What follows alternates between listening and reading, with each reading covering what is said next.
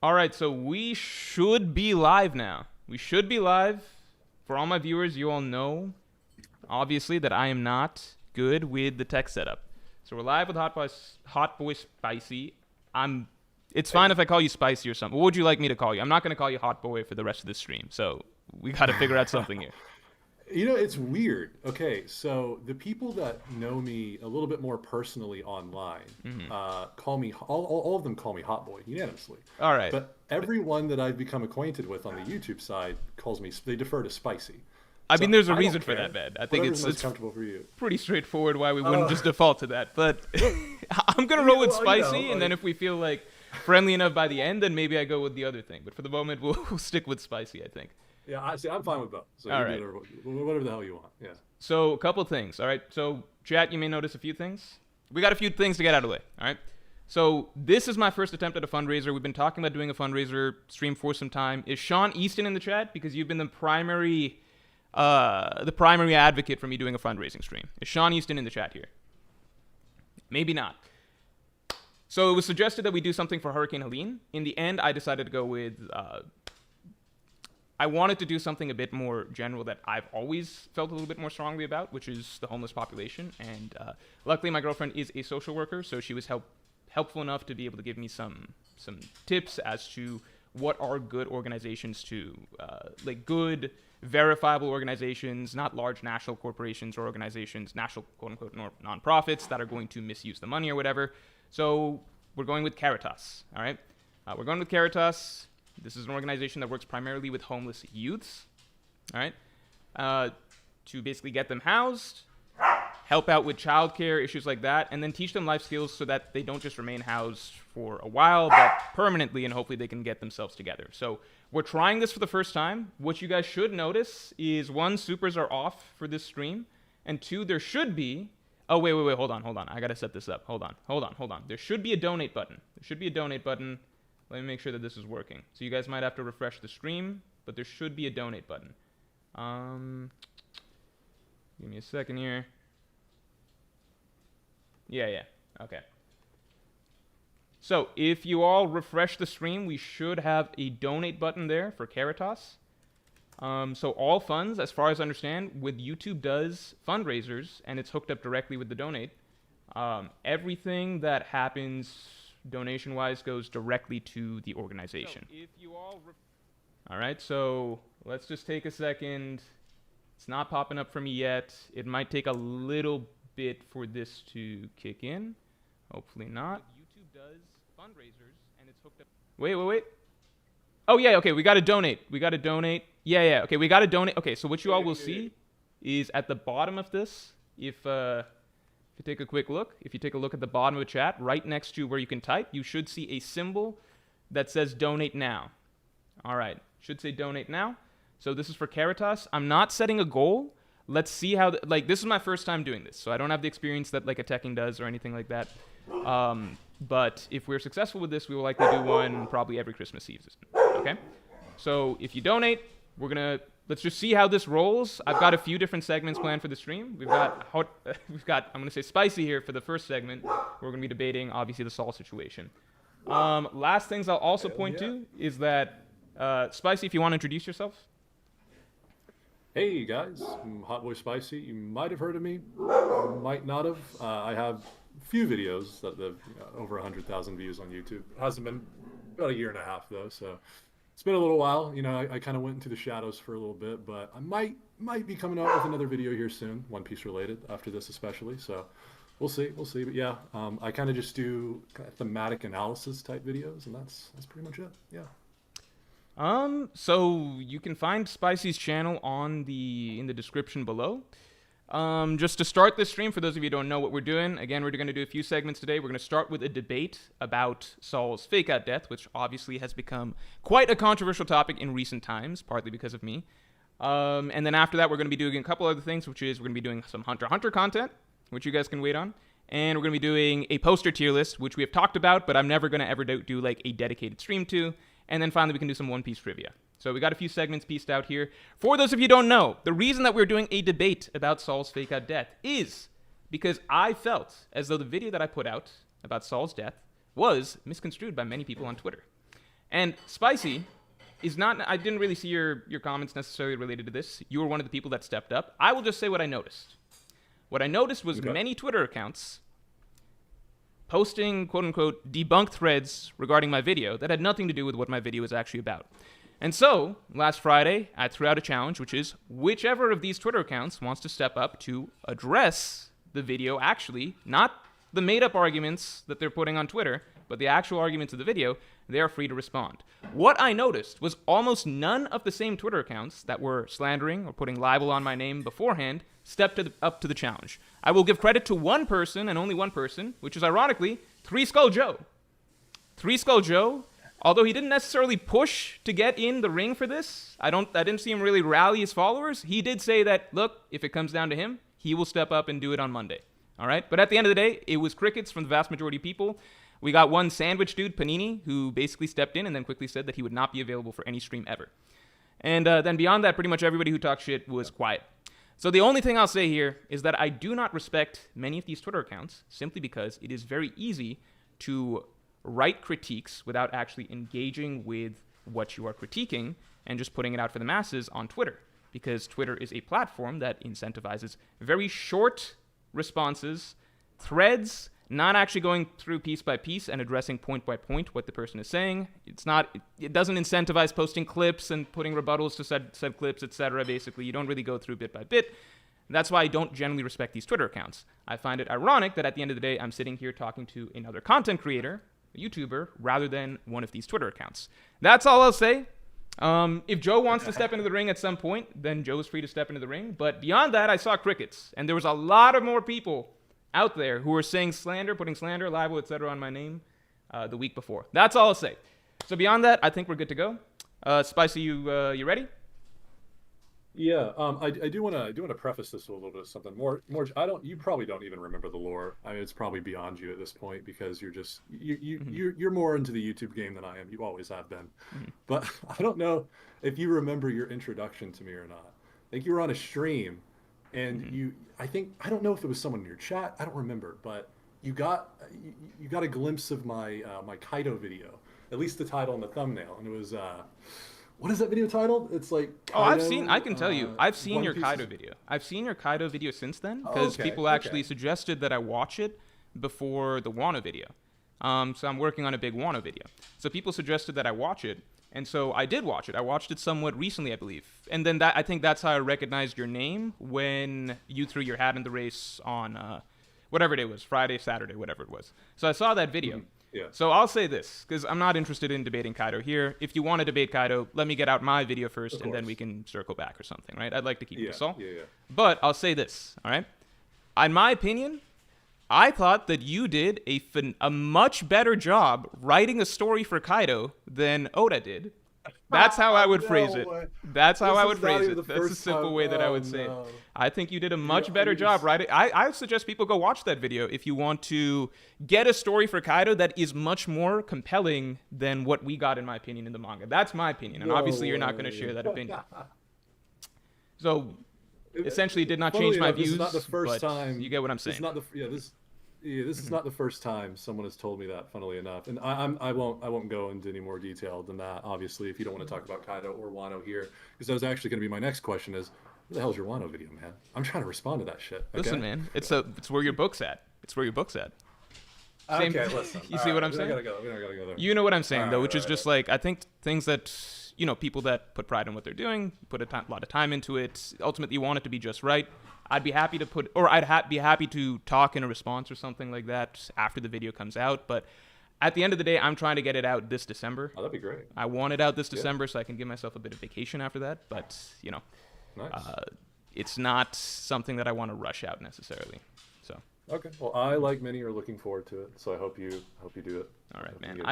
I think dropping this video gave me a bit of a preview into responses to the Wano video. And what's funny is that my Wano video is not entirely negative. I think I cover a lot of different aspects, but I do think that is the aspects that people will zone in on. So that's what I basically got to brace myself for a little bit. But yeah. Yeah. All right. So let's kick it off. I mean, I can reframe my argument or just put it forward once more so that we just got a jumping off point. I don't know if that'll be necessary. I mean, Good. admittedly, I just watched your video. I actually watched your video today, Okay. only Okay. today. Mhm. Uh, so it's pretty fresh on my mind. Okay. I want to one more preface before we start this. Mhm. Okay, I'm a prophet. All right, I already know what's going to happen. We're going to agree to disagree by the end of it. So my goal is not to convince you of my side. Actually, it's not. My goal, rather, is I think. Okay, so for me, looking at you and after watching your video, I can understand your side if I steal mana, but only if I steal mana. Okay, that's one. Two, after I extrapolate all of my shit on my side, I hope that you can walk away at least, maybe not agreeing with me, but at least going, you know what? Hot Boy Spicy is valid for that take. I respect it and I accept it. I don't necessarily agree, Mhm.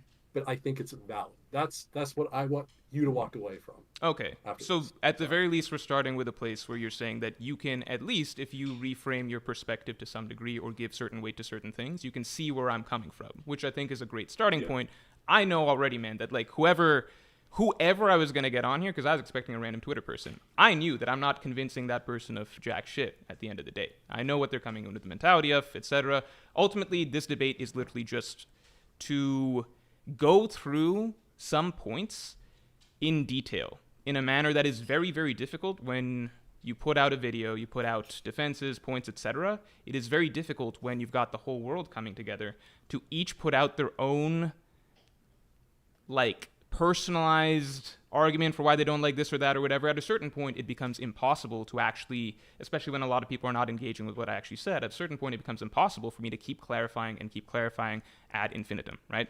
So in a yeah, one-to-one discussion format, I can at least clarify, and that's what I would like at the end of it to feel as though I was able to get my points across very clearly, and to be able to address a lot of the things that other people are getting out there. I suppose through you.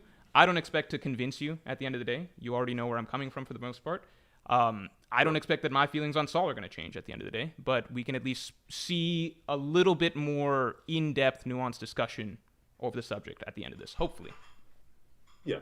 Okay. And so I'm gonna start. I'm gonna start there, and a point of union. I think. Okay. All right. So One Piece, there's a lot of fake out deaths. There's a lot of deaths, quote unquote, that don't happen, right? Mm-hmm. And when a certain amount happens in the same story, you'll start to think, huh, when this death scene, like I need to reserve my feelings. It almost becomes that, right? Because you're like, Oda's done this so much.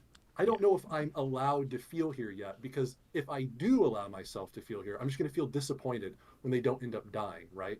Like it's like this to me is like quote unquote the perfect death scene, and but like I got to get out of that framework because Oda might come back out and say, "Oh, well, they're alive," right? I can understand that when you have so many, even though that contextually these death scenes might be completely different with like a lot of different nuanced things going on that might make it even good. I can understand from like a holistic perspective why you would look at this and be like, man, "This kind of shit, man. Like, when are we going to get like an impactful death in the moment that's like it stays a death?" I'm always watching my back, watching Oda's back. Like, you're gonna actually kill him. Like, I understand. I get that. Like, and from a feeling sense, I understand when you're in the moment, you want to just be in the moment and you want to feel. You don't want to have to reserve your judgment for later because the author has a certain trend they've built up, right? I completely understand that. I completely understand that. My argument's mainly going to be how I think, like, in terms of like the emotional crux and the emotional resonance of the scene with Saul, Saul's death is actually irrelevant. Saul's death does not matter at all in actuality. We'll get into that. But I first want to kind of tackle. Mm-hmm. So in your video, it almost comes across with some of your quotes that you're coming at this from like an objective standpoint. Like one of your quotes, for instance, is for the masterful work it is, we need to evaluate it under actual literary standards. But like, what are these standards specifically? Like, what standards are we utilizing here? Like, what So objective metric are we utilizing to? so Yeah, this is so one. I'm glad that you started with a piece that like I was almost worried that we'd have to like pull tooth and nail to get to the idea of like what are we actually feeling in these moments, because a lot of people I feel like almost actively they don't want to even give that inch that there is a certain flow of emotions that's being produced through these sort of scenes, yada yada. So what you described right there perfectly encapsulates in my mind a lot of what the issue of these false death scenes really comes down to, and why I feel like Saul's death scene does not really stray in any significant manner from what we've already been experiencing throughout the story with these false death scenes. I feel like it's much of the same, but just dressed up a little bit differently in a manner such that readers may feel like they've got more ground to try and defend and explain why, no, but this one really isn't this one really is different, when in reality that's not the point. Even if you can try and find ways in which it's slightly different, the fundamental issue remains the same. So that's what I'm feeling there. But what you're asking about is the objective standards. So this is another point that maybe was not as clear as I could have made it at the beginning of the video, but I tried to make it as clear as possible. And this is something that on Twitter, I think a lot of people picked up on the word objective and did not read carefully what I was saying. Because I'm not somebody who ever believes in terms of objective art. You can believe that, like, Green Eggs and Ham is better than Berserk. There is no objective argument to disprove that. There is no objective argument. There's nothing. Yeah, There's no such thing as objective art. In general, I personally feel like my goal is, or not even personally feel, like I thought I made it very clear at the very beginning of the video, that my goal is not to change people's subjective opinions on the scene. And if you want to subjectively enjoy the scene because of the emotions that it gave you with the heartwarming reunion, that's perfectly fine. You run with the scene and click off of the video. That's what I said. Now, when we're talking about literary standards, you and I both know that there are circles that do have some degree of not objective standards claimed, but there are certain things that they look for in literature that allow them to give them this fake thing, but at the same, it's a complicated thing because it's both non-existent, but at the same time very existent. This concept of literary merit, right? Literary merit is essentially this thing where a lot of people who are well-versed in literature enough that they get to decide who goes on lists, who shows up in awards, who's getting the Pulitzers, yada, yada, yada, who is a worthy recipient of these sort of things, these accolades, who gets taught in English classrooms decades down the line, centuries down the line. There is such a thing as literary merit. It's not objective. It cannot be tangibly proven. But at the end of the day, you and I both know that there are circles, there are people who have professions in literary criticism, all of that, who do ultimately have certain consistent things that they tend to value and certain things that they use to dock works in terms of literary merit. It's the same reason that you and I could agree that, like, hey, a story doesn't even need, like, there's no such thing as objectivity, right? So you could write a book that has no theme to it whatsoever, right? It could just be some random action shit happening. No themes whatsoever. You could say that, hey, I think that's the best work ever, and you would not be wrong.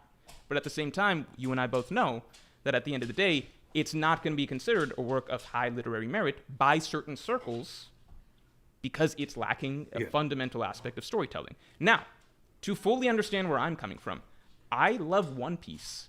I don't even know how to explain how much I love One Piece.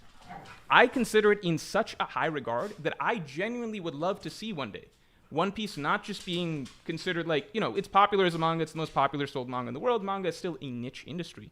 But I would one day love to see, literally, One Piece being considered on these sort of lists. Like, I would love to see 100 great classical works and see One Piece on there a century down the line. I would love to see, I think it wouldn't be that crazy to think that, like, someday it should be okay for, in English classrooms, One Piece to be taught as a work of literature or something like that. I think that that's kind of what, I know that's dicey, but that's kind of the standard that I'm viewing One Piece through. So when I'm making these sort of videos, I'm not trying to say you should feel bad or dislike this scene. I'm saying that this is a type of writing that would not be taken seriously by many of these people because false death scenes are generally such a taboo. And the only objective thing that I stated was that objectively, you generally do not see other respected writers do this, which is objectively true. Does that make sense? It makes sense to an extent. Like, I mean, I even have my own personal experience to account for, like, the whole certain circles thinking one thing and you may think something else, but then those circles may be higher esteemed. But at the end of the day, when you get into actual debate with these people, it becomes the same scenario that we're facing now. It's an agree to disagree. Just for a little background, I'm not going to take too much time on this. I graduated from professional writing, which means I had a professor that had his stance on what makes a good story. I had my stance. And out of everyone in that class, me and my professor butted heads the most because I fundamentally disagreed with him on what made a story great. From my perspective, nothing he wrote was great. He only taught people how to be good at best. I wanted to be great. I wanted to be one of the greats. And so, and he couldn't even like conceptualize like what I was thinking. But again, that's great from my perspective, right? To him, it was dog shit. What I was writing was dog shit. So again, it's even when I'm butting heads with a fellow writer, it's like, you know, we're all, it's always going to come to a standstill. And so I'm glad we got that out of the way. So you're basically, you are saying essentially like this entire video, there's not really, you're not ever arguing objectivity, even when you talk about, you know, most literary practices, how they don't do these type of fake out deaths, right? There's no such thing as objectivity. This is just kind of your personal. There okay. literally Yeah, can't okay, be cool. objectivity. Okay, well then I can skip some of these notes because I know you even mentioned, and it's funny too, as I was watching your video, my first thing I thought was like, oh, what about fucking Gandalf's death in Lord of the Rings? That's like highly beloved, and you mentioned that. Although, admittedly, it was kind of a weird mention because you go into the books, but you don't actually tackle the movie because it's not really the movie, or it's not really the books that people love about Gandalf dying, in quotation marks, and then coming back.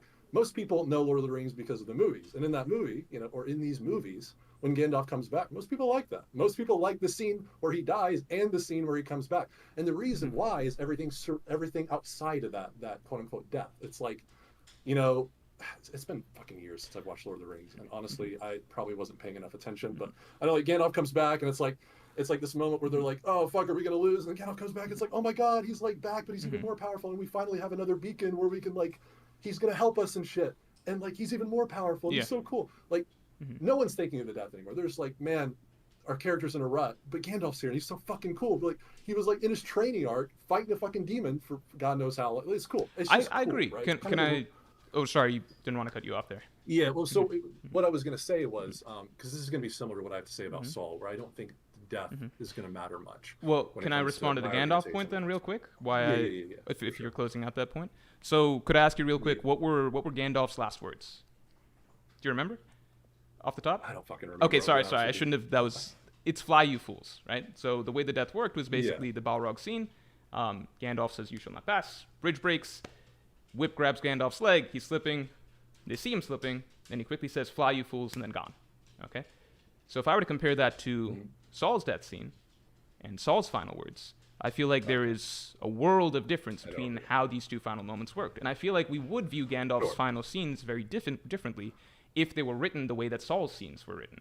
Does that make sense? Okay. Because that's what I'm trying to get at. Okay, Yeah. Let me try to like restate what you're saying. So you're basically saying with Saul's quote unquote death, there's a lot more time to linger on it. So there's a lot more like emotions being impacted in this scene. Yes. Given that like it's like, you know, go run away, Robin, find those friends out there, blah blah. Whereas like Gandalf is like one word. It's like fly, you fools. Yes. I will say though, just in all fairness, you know, there's like some sad music playing. You know, they're running There away is. from I'm not trying to pretend, and I even played. I think in the video, I'm trying to be. Linger on it, I'm right? trying to be honest. Like in the video, I at least played scenes of like the Hobbit's reactions afterwards. So it's not like it's not black and white at the end of the day. At the end of the day, they had to adapt something from the books that was done in a much more detached manner from the books.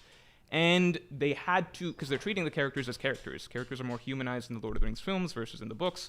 So they do have to show the emotional impact. But I still feel as though we would view Gandalf's scene very differently if the whole thing was written with Gandalf's section kind of really dragged out and milked the way that it was in Saul's scene. So it's kind of like, in the movies, we got the Robin reaction part of it with the hobbits, but we definitely did not get the Saul section of like really that long, tearful final monologue, send off, etc. So it's, again, you consider that maybe is a gray area, and that's why it's the one thing I talked about in the movie, because I'm like, this is probably the strongest argument that people can have. And then outside of that, I feel like there are no common arguments that really you can point to that, hey, look at this other great writers' perfect use of like an elaborate tearjerker false death scene that then turned out to be false. I feel like those generally don't exist nowadays.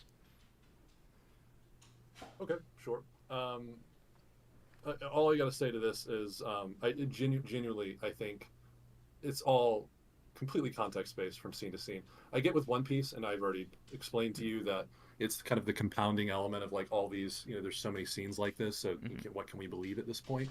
But I kind of want to explain why I think Saul's quite a bit different in terms of like the emotions we feel for it. How Saul's being alive, in my opinion at least, I think it's even better. And we'll get into why I think it's better, because that has a lot more to do with Saul than it does Robin. But okay, so like a quote you have in your video: Oda chose to remove the tragedy of Saul's death from the story. And then you also say, and it fundamentally changes the dramatic conclusion of her backstory. I don't think so. Like, I think the real tragedy is, dead or not, Saul can't be there now, and like isn't there for Robin while she's dealing with the entire world being against her.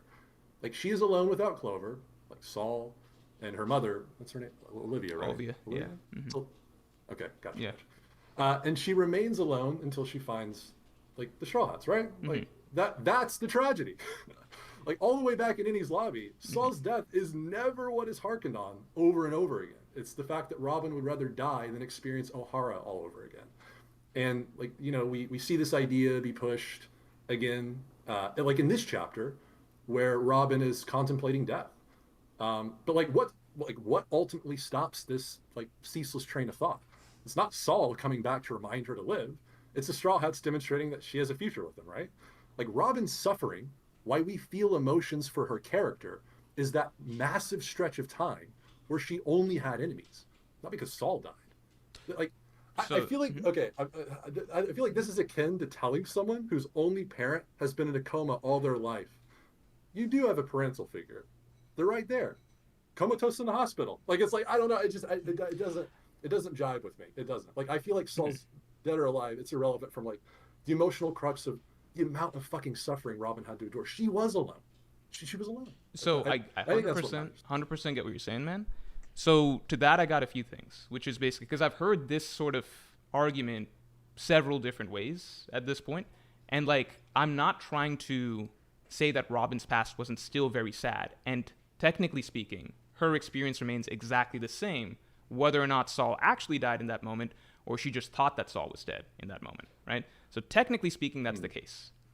However, I'm not into technically speaking, and I'm not saying that, like, because this is storytelling, and I'm not saying that her past becomes less technically sad, because her past remains just as sad, right?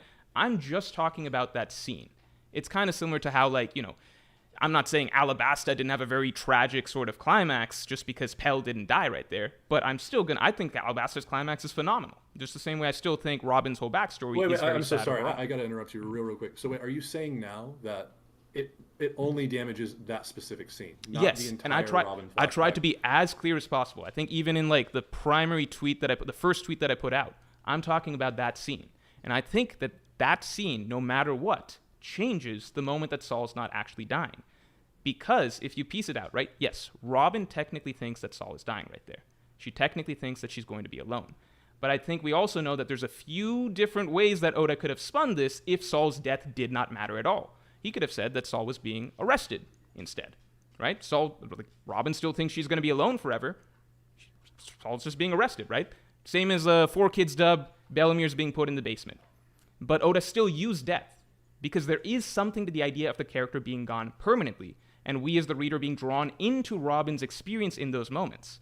That comes with the feelings, that death comes together to really impact a sense of finality on this, both for us and Robin. Because if the idea is just that, hey, Robin thought that Saul was dead, you could say, like, well, Saul could have been arrested. Or you could say, hey, if it's just for Robin and not for the reader, then as soon as that O'Hara flashback ended, Oda could have ended that chapter with just a panel of the ice cracking and Saul coming out.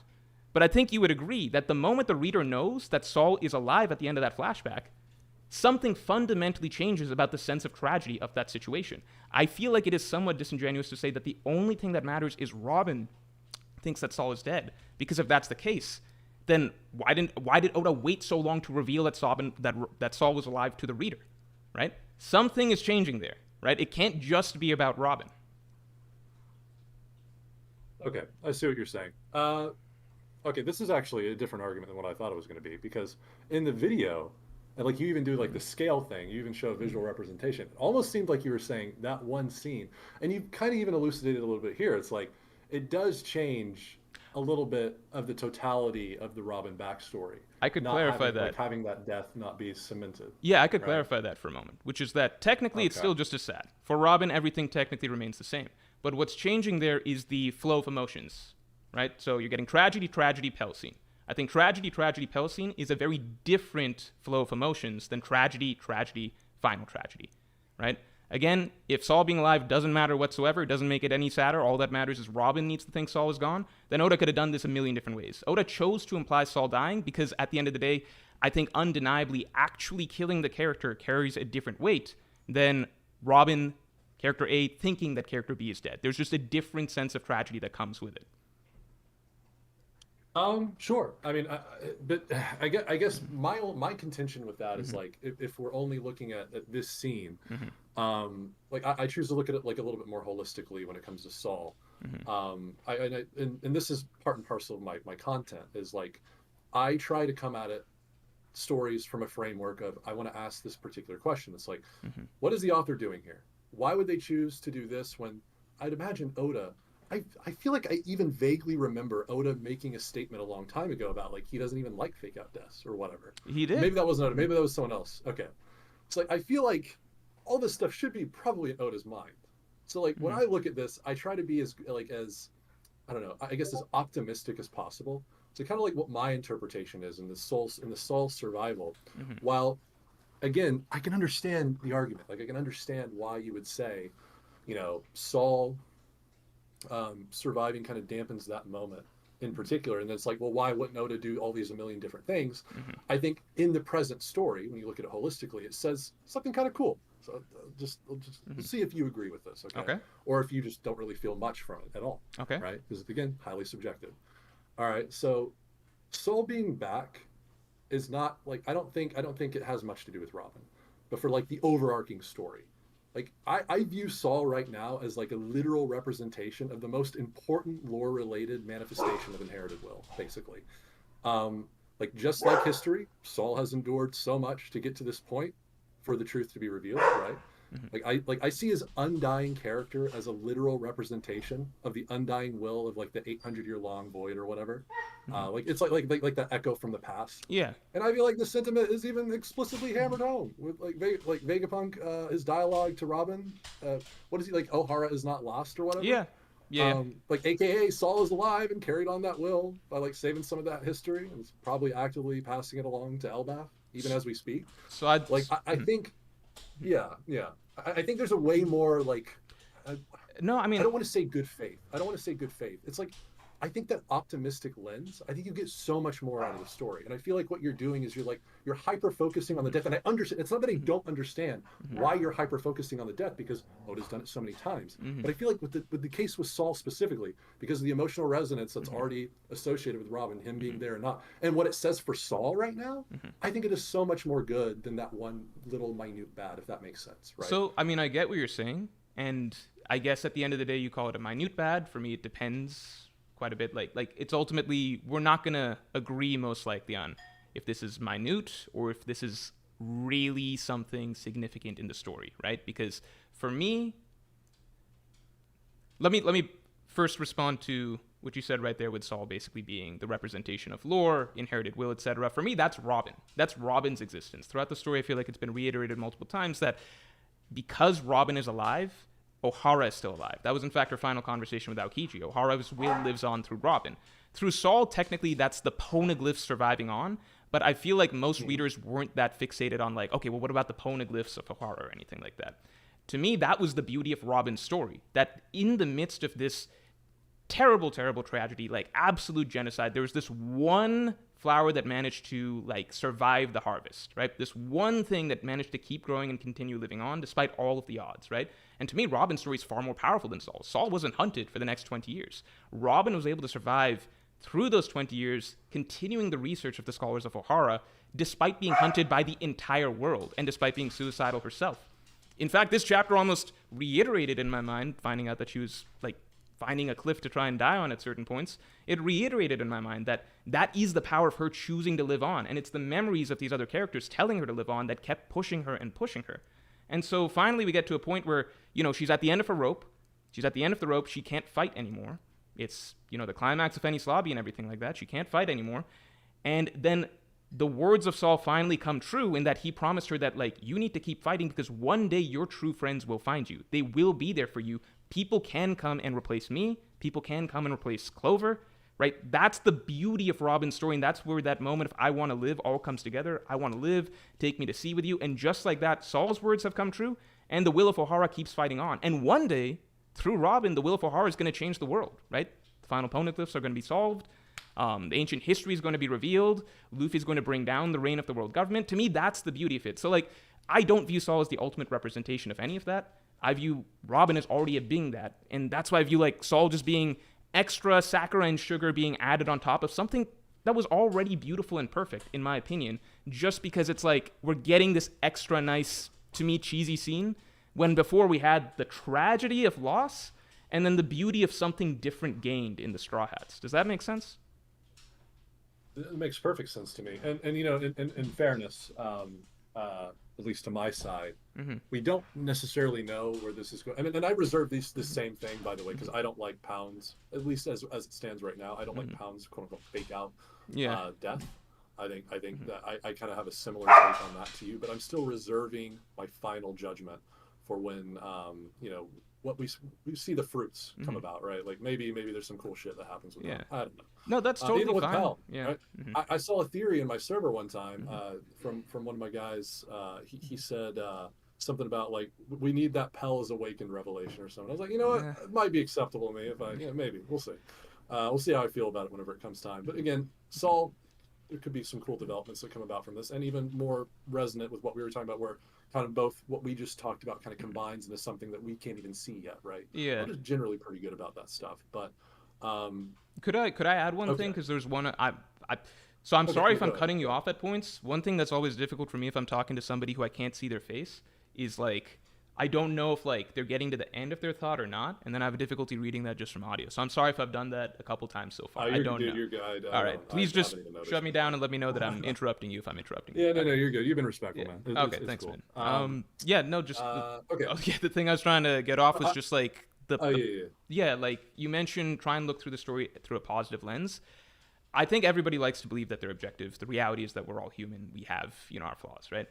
I feel like my views on fake deaths and false death scenes and like when it feels like it's a problem to me versus when I feel like it's not a big issue, I do feel like I'm generally fairly consistent with that. And I simply say that because a lot of the community has a huge problem with Kinemon's death. And if you might recall, like, it's fairly common knowledge, I was not a fan of the Wano arc, right? And part of that, personal biases, right? So I'm not a fan of the Wano arc, right? That's on me. So you could say I'm already looking at that arc through a negative lens. I'm actually far less critical about the Kinemon situation.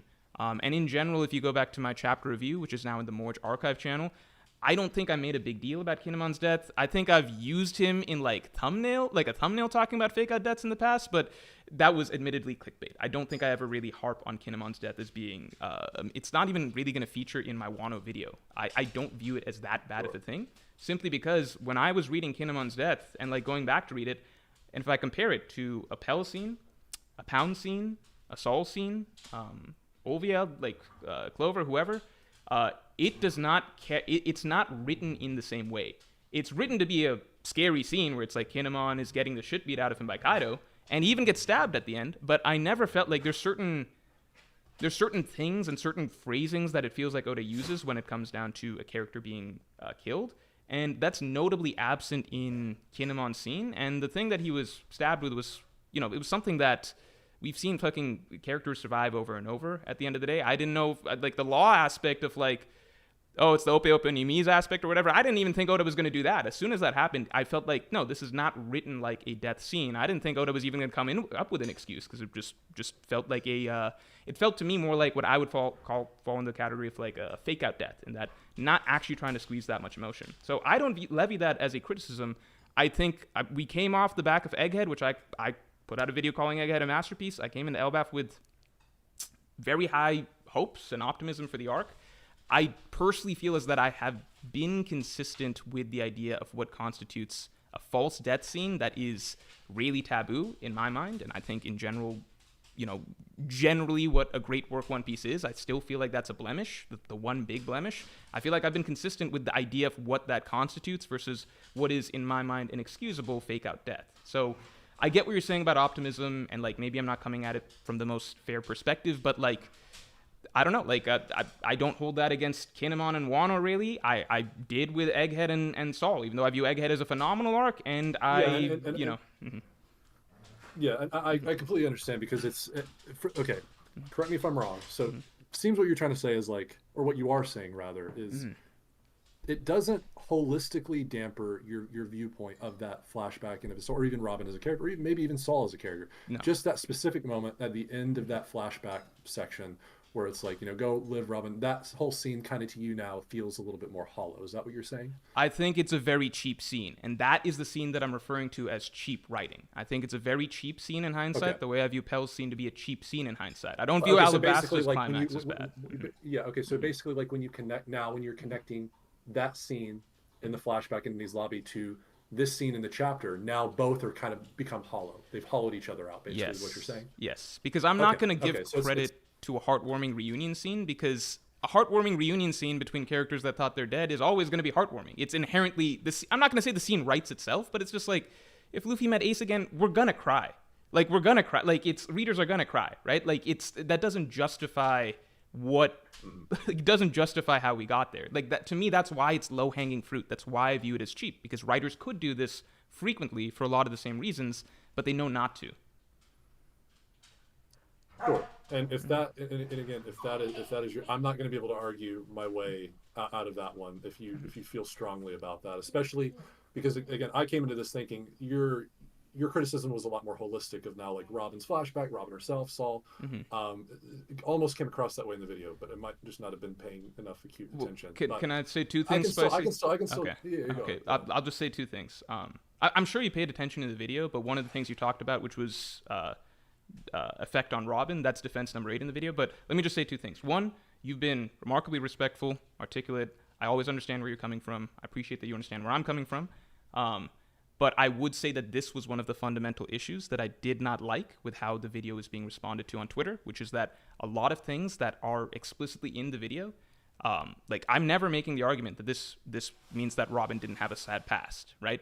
But a lot of people felt that that was the argument I was making, and then they just posted about that, even though that was literally no way. There's not a line in the video that says that Robin's past is no longer objectively sad, right? So that was what my main issue with this, and why I put out this discussion in general, which is like, okay, well, let's come and talk, and then if you come and talk, hopefully we can find some common ground. But sorry, please keep going. Yeah, and I mean, and maybe it could have also been because I mean, there's a difference between saying, I acknowledge that Robin's backstory is still sad, and then saying, well, Robin's backstory is still really sad to me. Again, I think that's a problem, it's an overarching problem with the entire video, where it's almost like you're coming at it of grounds from like objectivity, where it's like, I understand it's sad, like you're almost putting yourself outside of the scenario when it should be, no, I still find Robin's flashback sad, or I still feel this way. But I think if you would have emphasized that, I don't think there would be that confusion, because I think that's where my confusion is coming from.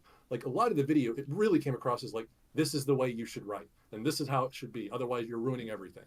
It does come across that way. I understand. Maybe I could review the video. I could stand to review the video myself and see tone, but I think the bigger thing is not just that, is it still sad to me, etc. My thing is just this. Did Oda use Saul's death to try to elicit emotions from us when he's not going through that with that death? To me, that's dishonest, harms the integrity of the writing, and is fundamentally cheap. So that's what I'm really trying to get across. Did he use this death for that? And I don't feel like just effect on Robin, like Robin thought this or that, is a good response, because in that case, Oda could have done a lot of things to, like, he used that death. He knew that making it seem like Saul was dead makes it sadder, not just for Robin, but also for us. I think that is not something that can be, like, wiggled around, in my opinion. Yeah, I don't know, because I have a point of contention here too. Like, because he, like, that's one thing he utilized. He utilized so many more things. I mean, agree. even like the final message is like, your friends are out there, go find them, right? And it takes her how long to find them? Like, but I'm not saying that section's not sad. Like, their next 20 years, yeah, that's exactly the same. That's exactly the same. but I'm like, talking about that like, scene. That scene. Olivia's death, Clover. I mean, granted, they're probably dead. But listen, I think man, we like, can safely do you say think they're that scene probably is dead. still as sad then, though? If, like, he's using the death there for some extra oomph. I'm just saying it's cheap to use it for that extra oomph if you're not doing it. Because if the and I'll tell messaging you- is yeah, all that yeah, matters. Yeah. Yes, I think it's just as sad, and I'll tell you why. It's Okay. because I don't, in that scene, even when I'm first viewing it, I don't give a shit. I care about Saul, right? But not near as much as I care about Robin. And we see what happens to Robin. It's like that promise, how long it takes to reach her. Like, she's constantly thinking about killing herself. We see even in this chapter, she's thinking about killing herself, right? It's like everyone get around you. her is an enemy, whether Saul's there or not. And I get think you. that is what matters. I think But- that like again, I understand if the argument is just like for you personally, this one scene gets dampened, but like for me personally, this scene is still sad because I know where it's going. In when I watched it, you know, as a kid, I wasn't really thinking about, oh no, Saul's dead. I didn't really think about that at all. I thought, oh man, Robin, this little girl, is having to like fight for her life. She can't trust anyone. She's got to do all this underhanded shit. Now she's like working for like Crocodile at like age whatever. Like she's still like a teenager. Like this is just sad, man. I got Like, you, she has man, and no. I agree. I agree with all that being sad, but now I feel like we're going in circles a little bit because earlier when we hit the same subject, two of the things I mentioned was like, okay, if that's the case, why like do you think the scene would be just as sad if Saul was being arrested? If that's the case, Oda never needed to imply that Saul was being dead. And then on top of that, why not just show Saul's alive by the end of the chapter? Why not show the ice breaking? I think the simple reality is that there is extra sadness being milked out of that scene by the idea, not just for Robin, but for us, that there is something final happening here. I don't think that that's a zero amount of sadness that's being used for the scene. I think Oda knew that the scene is sadder if Saul seems like he's permanently gone. I think Oda knew that, and if he knew that and chose to write that into the story, knowing that he's not actually going through with it, I think there is something fundamentally dishonest there. That's my take. You know what, Morj? I think a man dies when they are forgotten. Saul I never agree, truly man. died. So Saul should. He That's could what just. I think. You know He, what? he could.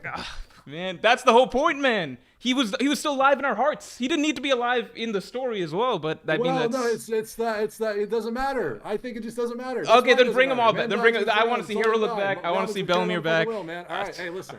Okay, right. there's another cool thing. Okay, so again, I'm just gonna reiterate what I said earlier. I right. don't know where the fuck this is going. This could be really cool. I even reserve shit for Pound. I told you so. Okay, because that's what I do. I reserve judgment until we know in finality, like this is the end. We got everything we can work with here. Now let's extrapolate it, okay? So I can't speak to the future. It could be dog shit. Like Saul literally could add nothing. It could be exactly what you said. Like he's just fulfilling the same role Robin's already fulfilling. If that's the case, then hell, in the future I'll be agreeing with you. I'll be on your stream, be like, yeah, you're right all along. Like I'm willing to bend the knee on that if push comes to shove. But what I will say is not only with what I mentioned with the Saul thing that this chapter does, also the emotions. I felt emotional in it, but also like I think what it kind of says for Robin. Like I think it's super cool coming off Wano, where she literally externalizes the demon child in her for her crewmates, and she like basks in it. Like she's committed to being a demon child for them, but like with a smile on her face because it doesn't matter to her anymore. She can defend herself. She has people to defend her. And that same woman coming up to Saul and his reaction, it's so emotional for me because when Saul says like, oh, you've grown up so much, I'm thinking of like her development, her growth in Wano, and it like brings a tear to my eye. It's like he's trying to scare her because he's trying to scare the same old scared Robin that didn't have anyone. And now he's looking at her, he's like, to me, it's like Oda telling me, the audience, like, look at how much Robin has grown. Like she's literally manifesting that demon essence, but it doesn't matter to her anymore. Like it's so cool. Like it's so emotional for me when I read that, right? Like I'm getting so much out of this one chapter. And honestly, if I'm getting so much out of this one fucking chapter from Saul's end, from Robin's end with that stuff, I have faith. I have optimism in Oda that he's going to continue to deliver, and Saul is going to have a role that is independent of Robin. Could be that that's not the case, but I think it's going to be. I have faith in he's the boy. He's my favorite story of all time, man. It should be taught in schools, Listen, right? So I agree. Okay, so what I'm going to say right here is basically I think this would be a phenomenal point for us to close it, because I think you got off your take at the end of it, basically, and why you're still going to feel the way that you feel. And I'm never going to try and invalidate that and say that you shouldn't feel good reading this chapter.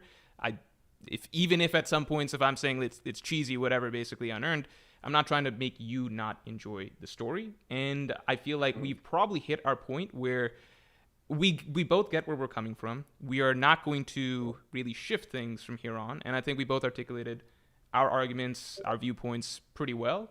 And I don't think we were disrespectful at the end of it, because I genuinely enjoyed talking with you. I think probably a lot more than I would have a random person on Twitter. So I will say that. Do you have anything else that you wanna get off in this discussion or something you still feel is not yet said? Not necessarily the Saul one. I mean, I probably, if I can think it up, I probably have a little bit more to say, and I'm probably gonna look back on this like, motherfucker, why didn't I fucking say that? Fuck, and I could think of a gotcha later, but like on the fly, especially after just watching the video today. No, that's And one of not those, doing like, much. you're in the I shower just, later and you're thinking about it. You're like, I should have yeah, said that, like whatever. fuck, man, because I already know Mhm. Marimo in my Discord. He Mhm. edited my videos in the past too. He's Mhm. probably already like, "Hop, wait, what the Mhm. fuck are you not saying this?" And it's like, my It's bad, dude. Sorry, it's hard, man. Debate in front of a live audience, man. It's hard. It's Yeah, nerve-wracking. no, I mean, Anyway, I like, thought you did phenomenally. I thought you were like well spoken and structured all the way throughout. I'm sure everybody. I don't want to hear any negativity towards Spicy on Twitter here or anything like that or in the comments or whatever. no, I I thought that honestly, was no, very Morj, no, well, yeah. fuck that. Bring it on. Hey, bring the Okay, negativity. all right, I fine. love the You negativity. guys I say what you love want to the say or negativity. whatever. Let's try to be whatever. But Hell like, all right, yeah, you guys, dude. it's open season. You say whatever you want to say. I think it helps that you're Yeah, not say whatever you invested in want to YouTube anymore and you're trying to do your own thing, which is obviously phenomenal. So like, it's at this point, it's just people, Yeah. people chirping or whatever. So it's okay. But I, I think okay, mad but respect, I'm, respect in chat. yeah, Say respect. Mhm. appreciate it, appreciate it. Yeah, I do. This I know this is irrelevant from Saul, but I Mhm. wanted I wanted to ask you. Okay, Mhm. so I know you don't like Wano and stuff. I know you don't like anything. You know. Yes. Well, you like. I'm sure you like some stuff with Wano. I do like some stuff. Year Fifth Um, is surprisingly one of my favorite One Piece moments of all time. So yeah. okay. Mhm. Hey, great, phenomenal. We can agree there. It is one of the best One Piece moments. But I wanted to pick your brain on something specific because I want to know if you still believe this. Mhm. So I remember one of the criticisms. I don't even remember where I saw you give this criticism. Um, uh, so it was the Zoro subplot with Orochi. You know how he like wanted to avenge Yasui and go after Yes. Orochi. Yeah, yeah. Do you still think that's like really bad? Like it's like a drop subplot and stuff. I personally feel, and I would love to have my notes in front of me on Wano, because again, that's why I want the full video done, so I can say something that I Gotcha. know in the back of my mind what my full argument for that was. But I can say right now in brief, and obviously if you have points that you want to bring up here, that's great, because I know to address them in the actual video. But Mhm. I think there is a large disconnect from what I saw between Zoro's storyline, Act 1, Act 2, versus his growth in the King fight. I think that the King fight, I think you could almost eliminate a lot of what happened for Zoro in Act 1 and Act 2. And I think you would be able to read the King fight and almost nothing would be lost. So I feel as though the Yasue situation, the motivation with Orochi, a lot of that, I feel as though that is stuff that it almost becomes fluff to the story because it doesn't really, like, it can be removed and it doesn't change what's happening later on for the character. Okay. For Zoro, right? Hmm. Okay. All right. Yeah, just because I have a lot I could say on that. I have a You've got a lot of lot you could responses, say. but I know Do you want to save we're it? not here to talk about stuff. You want to save it for Um, the post? We can do this again then. Post Wano. yeah, All right. dude, I would love All post right. Wano discussion Give me a little. where I like take notes on all your yeah, that'd be great. I need a Yeah, vacation post Wano, so let me have my vacation, and then I'd be happy to talk to you on stream again, gotcha. man. Yeah, I'm looking forward to it, All man. right. Nice. So I All got a right. question for you. All right. You're free to hop Gotcha. now if you want to hop. You got other shit to do or whatever. I'm probably gonna get into a Hunter x Hunter. It's I don't know if you'd even like something like this. It's a Hunter x Hunter power scaling top 30 type thing. You're free to stick around, give your inputs, opinions, or something like that, and then we're gonna get into some One Piece trivia and a tier list for posters. Okay, shit. If it was the other way around, because the thing is, like, Mhm. I am not caught up with the current Hunter x Hunter shit, but I want to be. But I'm gonna Mm. go back and reread all of it before I catch up with the current stuff. So just gonna end up spoiling myself. If it was the other way around, you do One Piece trivia before I might stick around. But Uh, don't want to get spoiled. I love Hunter x Hunter a lot, so yeah, all I'm right. gonna be surprised when I read the new stuff. So All right, we'll leave it for that. hey, I'll probably have you on at some point again, man. But yeah, probably post looking Wano and forward to everything it. like that. Really nice talking to you, Spicy. It was good meeting you. Yeah, have a great day, man, Yeah, and man. good luck with the book and everything. Hey, thank you, man. Peace out. All right, Have a good one. peace, man. Nice talking to you.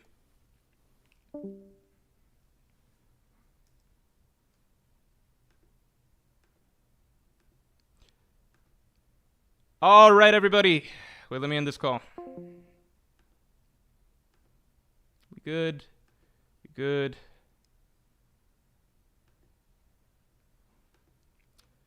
Where are we at? Where are we at? Let me see real quick. Where are we at?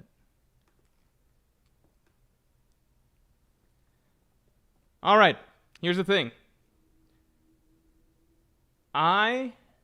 First of all, we've got a lot to discuss here. We've got a lot to discuss because first I need to do all the shoutouts for the Charitas donations. Second, shouts to Spicy for coming on. It was major crickets on Twitter after I extended that, so he came on. It made sense at the end of the day because he's a YouTuber, content creator. He's gonna feel more confident and be more comfortable talking in front of camera and everything like that. I had a suspicion that most people on Twitter would not be quite the same. But I enjoyed that. I enjoyed talking through that. I was prepared for something a lot more contentious, but I'm glad that we were able to at least understand one another overall.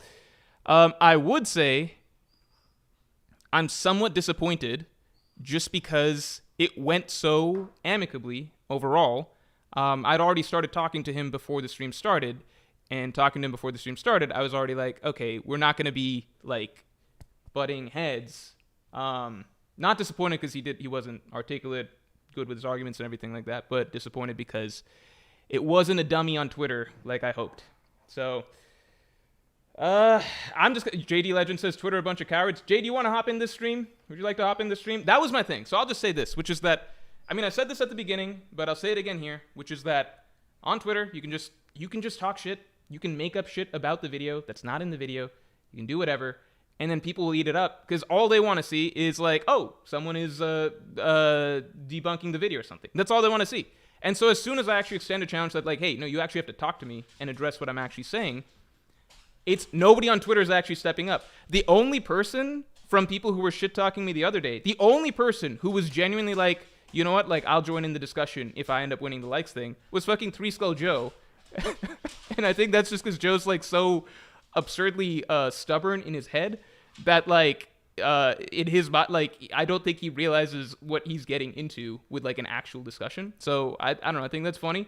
But everybody else just shut up. And you know what the funny thing is? The funny thing is that I noticed on Saturday, because I put out the challenge on Friday. I noticed on Saturday, as the deadline for who wins or doesn't win this likes race or whatever, as the deadline came up, that's when I started seeing some more negative comments. You want to know why? Because people realized, okay, at this point, I'm safe. I can say something negative because it's too late. I'm not going to win the likes race at this point. So I'm like, I don't know. Okay, I see that's how it is. That's how it is. We could get Joe. We could get Joe as well. Jay says, I'm down. Send the link to my DMs on Twitter. All right, this is perfect. Because, Jay, let me do Caritas shoutouts and everything like that first, because this is a fundraiser stream. Let me do all the shoutouts first, and then we can move on from, we can get, oh, hold on. Huh? What? Okay.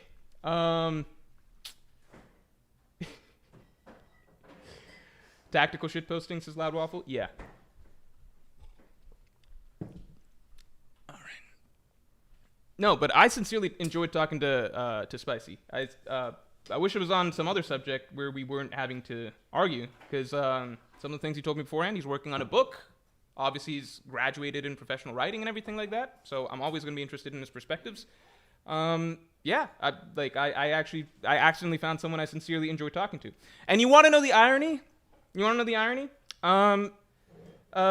Initially, way back when I first joined the One Piece community, and I did my video on why Whole Cake Island's so good. If you guys know, Tom says, can we do Hunter x Hunter last so people who don't want to be spoiled can leave? Yeah, we can do Hunter x Hunter last. I think that actually makes more sense, especially if we're getting Jay in. Okay, Jay, I got to give you a heads up. We have to do a posters tier list, specifically of these travel posters in the background. So we're going to do that. Then we can have Jay in. We can get Jay in as I'm doing the posters. Caritas shoutouts. We're going to cut the trivia. We'll do Caritas shoutouts because I know a lot of people have been donating. Then we're going to do poster tier list.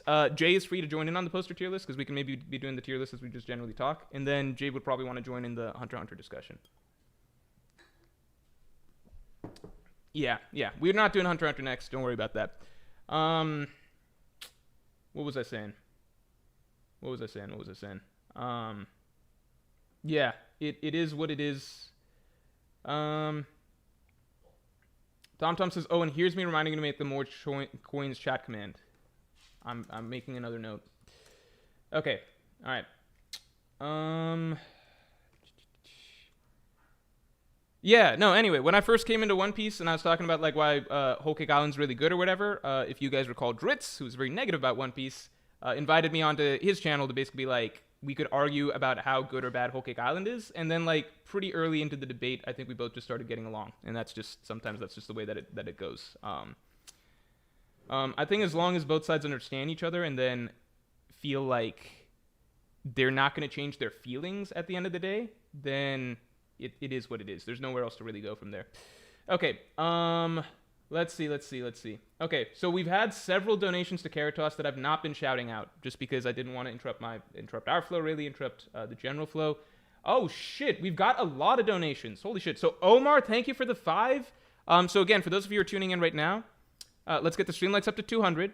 And Caritas is an organization that helps the homeless. It is not a giant national organization, so the money is like, this is a vetted organization. It is reliable.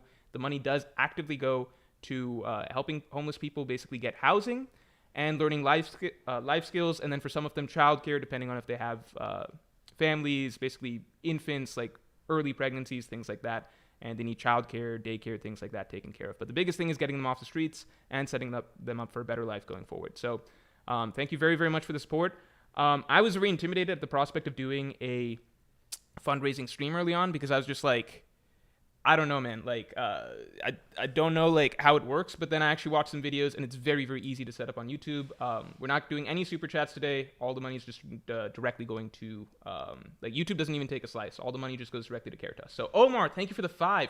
Manifest Joe, thank you for the 5. Aether, thank you for the 20. Loud Waffle, thank you for the 20. Tom, 5. Jose Cardenas, 5. Oscar Cruz, 5. Hongshu Mimimi, 10.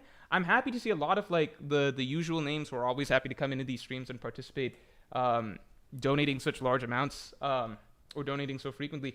Anonymous, thanks for the 5. We got some 5s from the anonymous people. Anonymous, few 5s.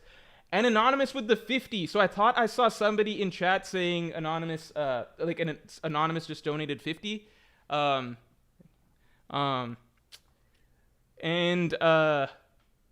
I was just like, is that real? I didn't know. I couldn't check.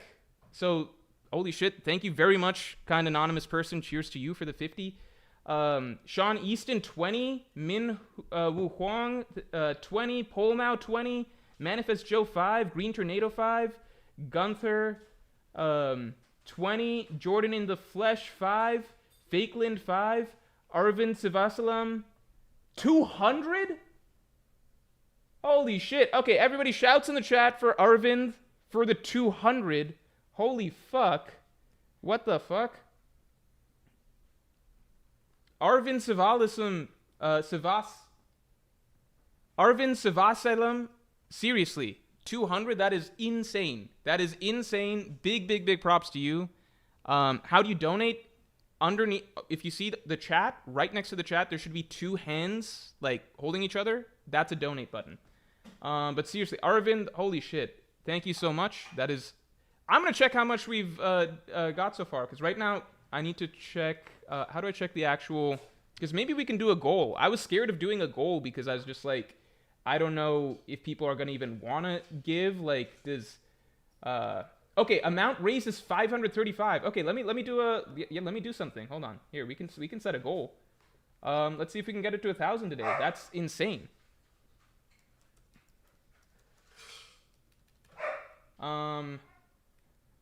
Today is the 16th. Okay.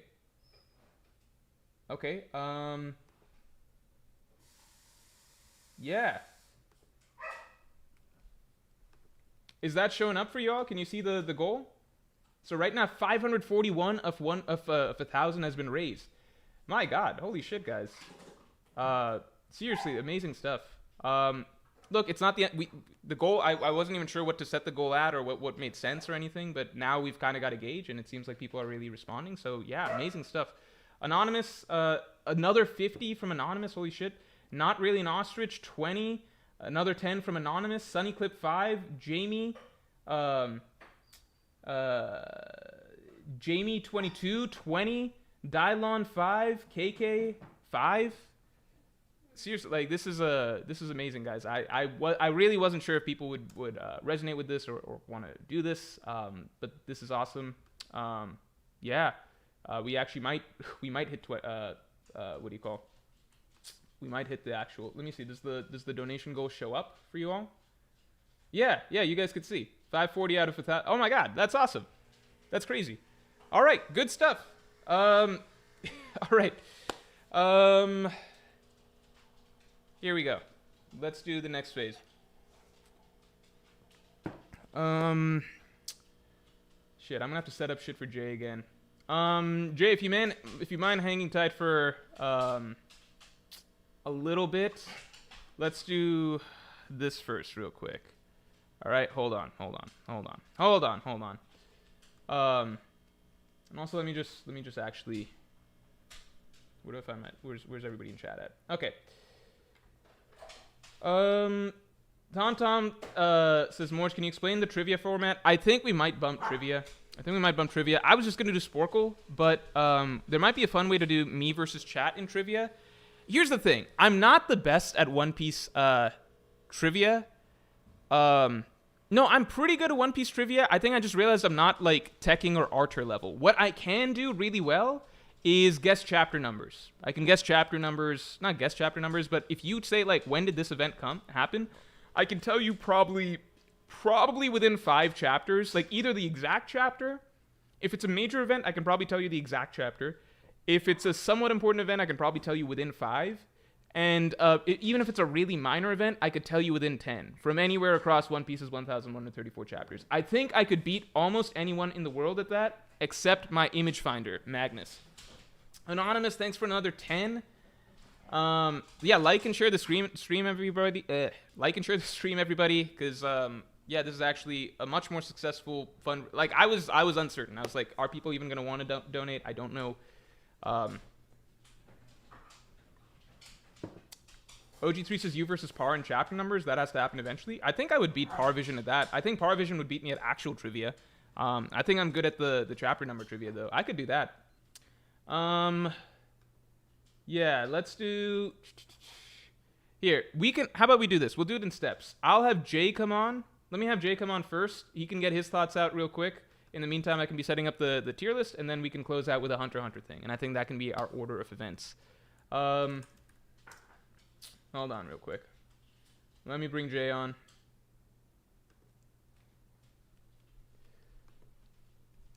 Hey, good to come on. Let me send him a Discord link.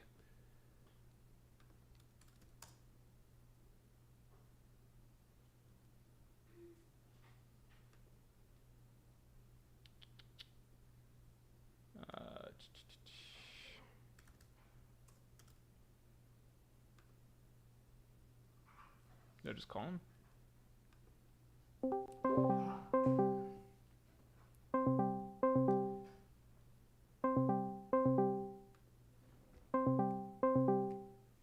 Alright, I'm calling Jay now. We'll see what happens. Maybe nothing happens.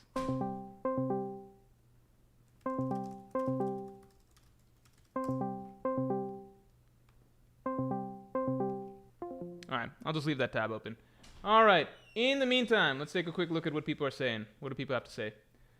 Morj, what chapter did Zoro kill Kaido? I just don't think that ever happened. You know what was the things this is still one of the things that bothered me the most about Wano? There are still people that think that I came up with the theory of Zoro killing Kaido. I never came up with. I have videos talking about Zoro's never going to kill Kaido. Did people just lump it together? People are just like, oh, this was probably a Morj theory that got popular. I'm like, no, that wasn't. That one wasn't me. That one wasn't me. You guys got to leave me alone. I didn't do that one. Just leave me be. Hold on, let me see. All right, here we go.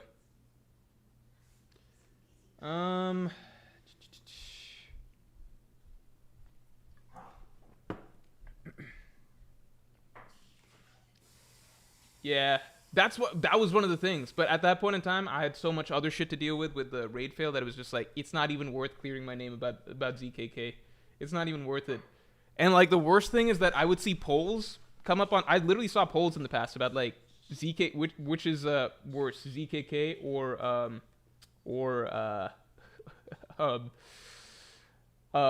raid fail. And in my mind I was just like, no, don't even put me in that same category. But then I realized that like it's just there's nothing to be done if the people view it in the same category, and that's all that ultimately matters. Nah, shit, man. How do I do this? Oh, man. Oh, just trying to join.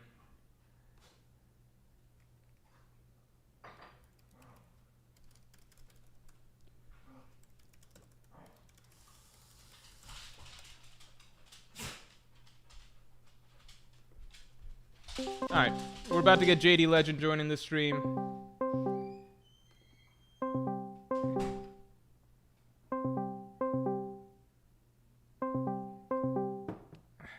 It was Fiji, you took his credit. I don't want that credit. I don't want the credit. Fiji did the rebrand and then it was over. Oh shit, Fiji did the rebrand. Fiji was smart to do the rebrand. Okay, hold on. Jay should be joining in a second, y'all. I think.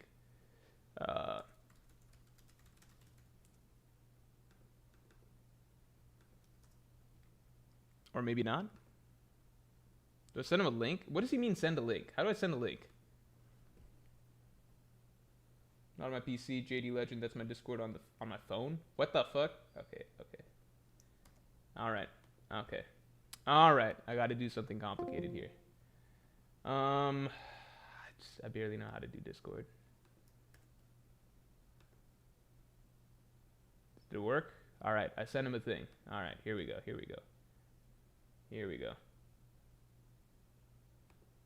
Oh my god. Alright, he does have a different Discord. Alright, I didn't realize.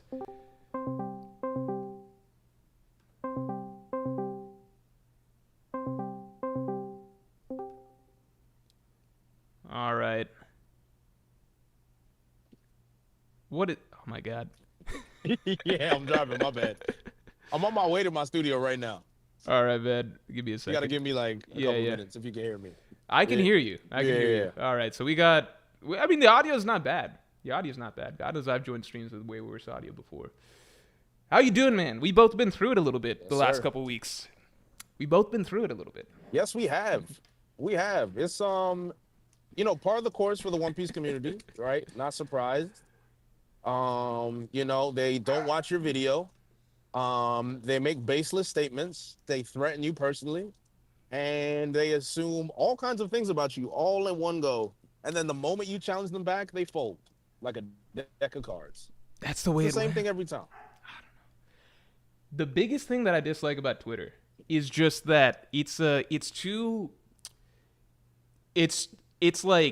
built to do everything out of context. Like, you literally can't provide context for anything, right? Like, if you're doing tweets, it's too short. It's 280 characters. I can't answer everybody, honestly, with 280 characters. And I'm not... The biggest thing is that if you're like a dedicated Twitter account or something, you've just got time. You just got time on your hands. Like, you can shit out a thread. You can just shit out a thread, like a 30-tweet thread or something. I'm not reading that. And I don't fucking have time to like fucking do thread after thread after thread to respond to like every little thing.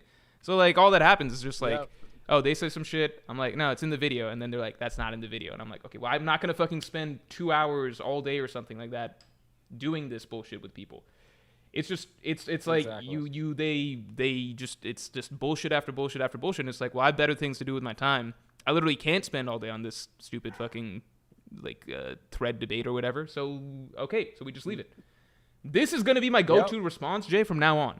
This is just my go-to response. After I'm dropping the Wano video, any commentary on the Wano video that gets over X number of likes, they're getting a straight invite to a debate on stream. That's what's happening. That's going to be the easiest way to do this, and we will see what happens. This one, some of them still got away, because I went with like whoever does the most likes, you get invited. At the end of the day, I talked to another YouTuber, which wasn't my goal. But if I'm doing like, okay, anybody over like 200 likes or something with something to say about the Wano video, like, you got to come talk to me on stream and I will make time for you. I'll find a way. Let's see what happens then. That's what I'm curious about. That is what I'm curious about. And I think the reason that's good is because a lot of these guys say you don't understand the story. It's like, you didn't know what you're reading. It's a matter of reading comprehension. And I'm like, oh, it's a matter of reading comprehension. Then how about you sit down and have a dialogue and discussion with me, right? About how it's a matter of reading comprehension. I'll tell you what I saw. And then I'll tell you the difference between implicitly saying something and then explicitly saying something. And then when you realize that a lot of your takes are purely headcanon, just what you're claiming me to be headcanon, because you're like, well, it's obvious this is the case. I'm like, but if Oda doesn't explicitly say it, how can you actually say that's obvious? Because it's not obvious. The author didn't say it. So you find a lot of people say that, and you find a lot of drones and morons on Twitter. They liking it, they quote retweeting it, like, yeah, man, agenda piece fried your brain. I said, if you guys understood that if it was not for agenda piece, I'd be a full-blown hater. Like I'd literally be the worst person. I'd be the worst person. Like they don't more just like they forget how I used to be. It's like You used to be passionate. You You used to be passionate. bro.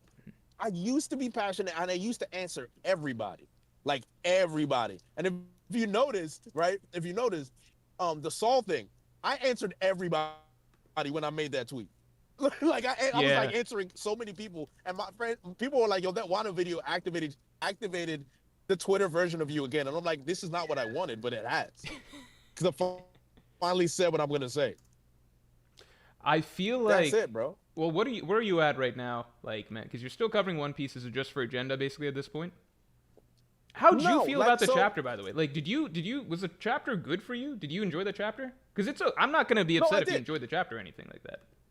No. I did enjoy the chapter. I did because I am a sucker for father figure, daughter figure moments.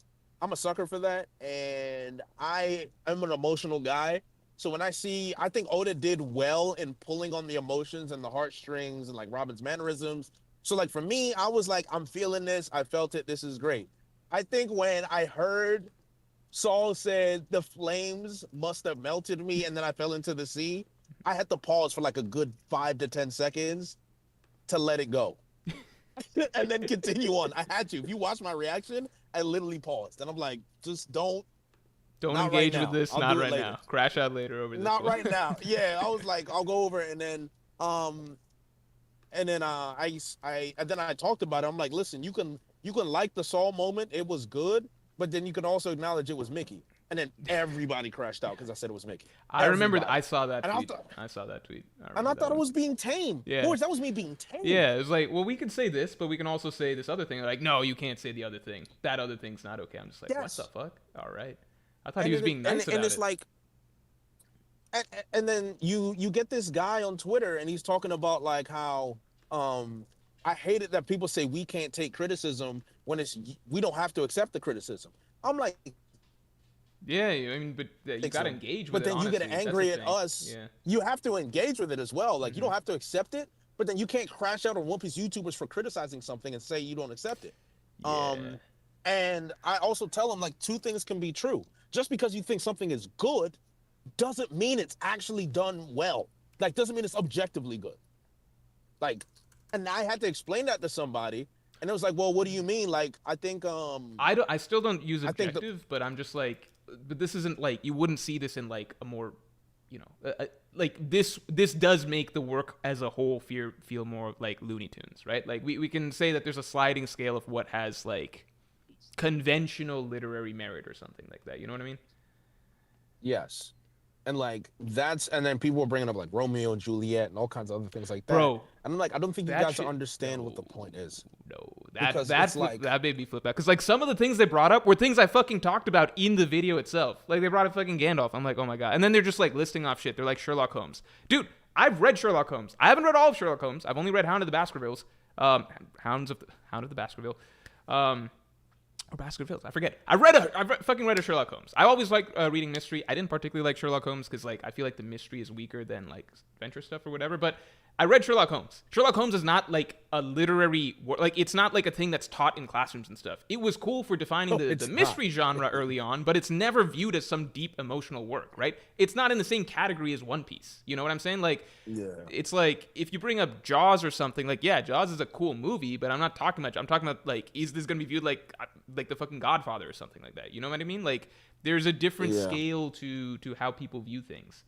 So I don't know. I think people just started shitting shit out at a certain point. They're like fucking like they just started throwing random shit out that was clearly not similar to the Saul scene whatsoever, or just not from really good respected works or whatever. Sorry, I'm trying to make a tier list at the same time, so I might be a little distracted. No, you're good. And I mean, I was seeing that. I'm like, all right, we're getting to the point of this being completely disingenuous. And while I do agree, I think the way you said it in the moment, I think a lot of people just got crashed out at the way you said it. There's also just a case of like, there was someone in particular that was like, all right, you need to get punched in the face for your opinions on the One Piece anime. That was And it got to that point. When I saw that, bro, like I lost it. Like I lost it. I completely lost it. I'm like, this is the shit I'm talking about. Like you're threatening somebody over their opinion on the One Piece anime that has been egregious for many years. Like they're Dressrosa fucking alone. They're redoing crime. it. They're redoing the whole thing twice. They're doing it twice. They're literally there's a new studio doing it. There's a whole new studio doing it. WIT. And then the fucking Toei's redoing it too. They're doing a remaster of all the fucking post time skip arcs. They know it's not good. Like they literally know. They know they need to fix it. Like Why would Jesus they redo Christ. it? Like I just don't understand. And it's like you blame. It's like he thinks like we're attacking the animators. It's not the animators. No. It's direction. The animators just do what they told. That is all they do. Like I don't. This is where I get angry. Where it's like how out of touch with anime and production must you be to think that when people is criticizing the animators, when people are criticizing the anime, that they're talking directly about the animators and not the director? Like, are you serious? These guys are just doing what they're told. That's it. Draw this, here's the stills, and do it. And the director is in charge of putting everything together. Like it's shocking, and they just jump to these baseless conclusions. I don't know, bro. One guy in my chat, Tom is saying that guy said that you hated One Piece, the fans, Robin, and Oda himself. What the fuck? Like at a certain point, I stopped paying as much attention, and then I just got like annoyed. I was just like, I want to be able to talk to some of these people, because it's just like that's the only way you can like force them to actually engage. You know, like that's the only way, because you can't do it through Twitter. If you try to do it through Twitter, it's a losing cause. It's a lost cause, because they've got infinite time. They got infinite like time to make threads and stuff like that. And then there's too many people that'll just take their word as whatever, and then dogpile. And I'm just like, this is fucking stupid. I guarantee that there's people on Twitter who have never watched one of my videos, never watched one of my streams, never actually heard one of my takes from their own mouth, who think I'm like a fucking One Piece hater, or like I think the series is terrible, or I want Oda to die or something like that. I guarantee there's people like that. Because people go on Twitter and just like make up shit because they're upset over like one thing that I say, or I point out one thing that I don't think is good with One Piece. It's fucking insane. Well, and I know that as well. Like again, it's like when Joe decided to say that you're choosing now when Oda's not healthy to make this point. Like, when he said that to you, that was insane. I was like, you are like actually addressing my character directly and misrepresenting everything. And like, I'm not gonna lie, that's might be one of the scummiest comments I've ever received on Twitter. Like, I can take getting insulted, but when you question my character to that degree, where you're insinuating that I would mock somebody while they're sick and take advantage of that, I'm just like, that's malicious. No, that's malicious. That is crazy, bro. That gets dangerous. It's malicious. It's just like that can lead to a lot of shit, because a lot of these people they'll just listen, and they want to raise their pitchforks to somebody. Yes, they want a reason to hate me, and I was like, bro, there's nothing worse than a One Piece fan that feels like you've insulted Oda, because it's like you insulted their father. Yeah. And I don't know, man. Like some I don't know, man.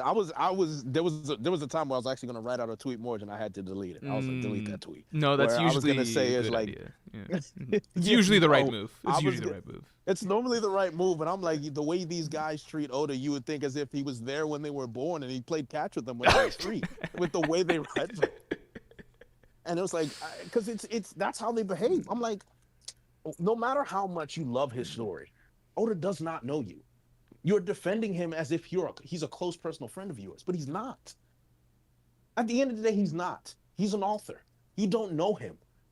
I'm sure if you actually met Oda and knew who he was, there'd be some things about Oda you don't like. Because he's a human being, and that's fine. But you can love his work and not have to defend him in everything that he does. Because he's human. He makes mistakes.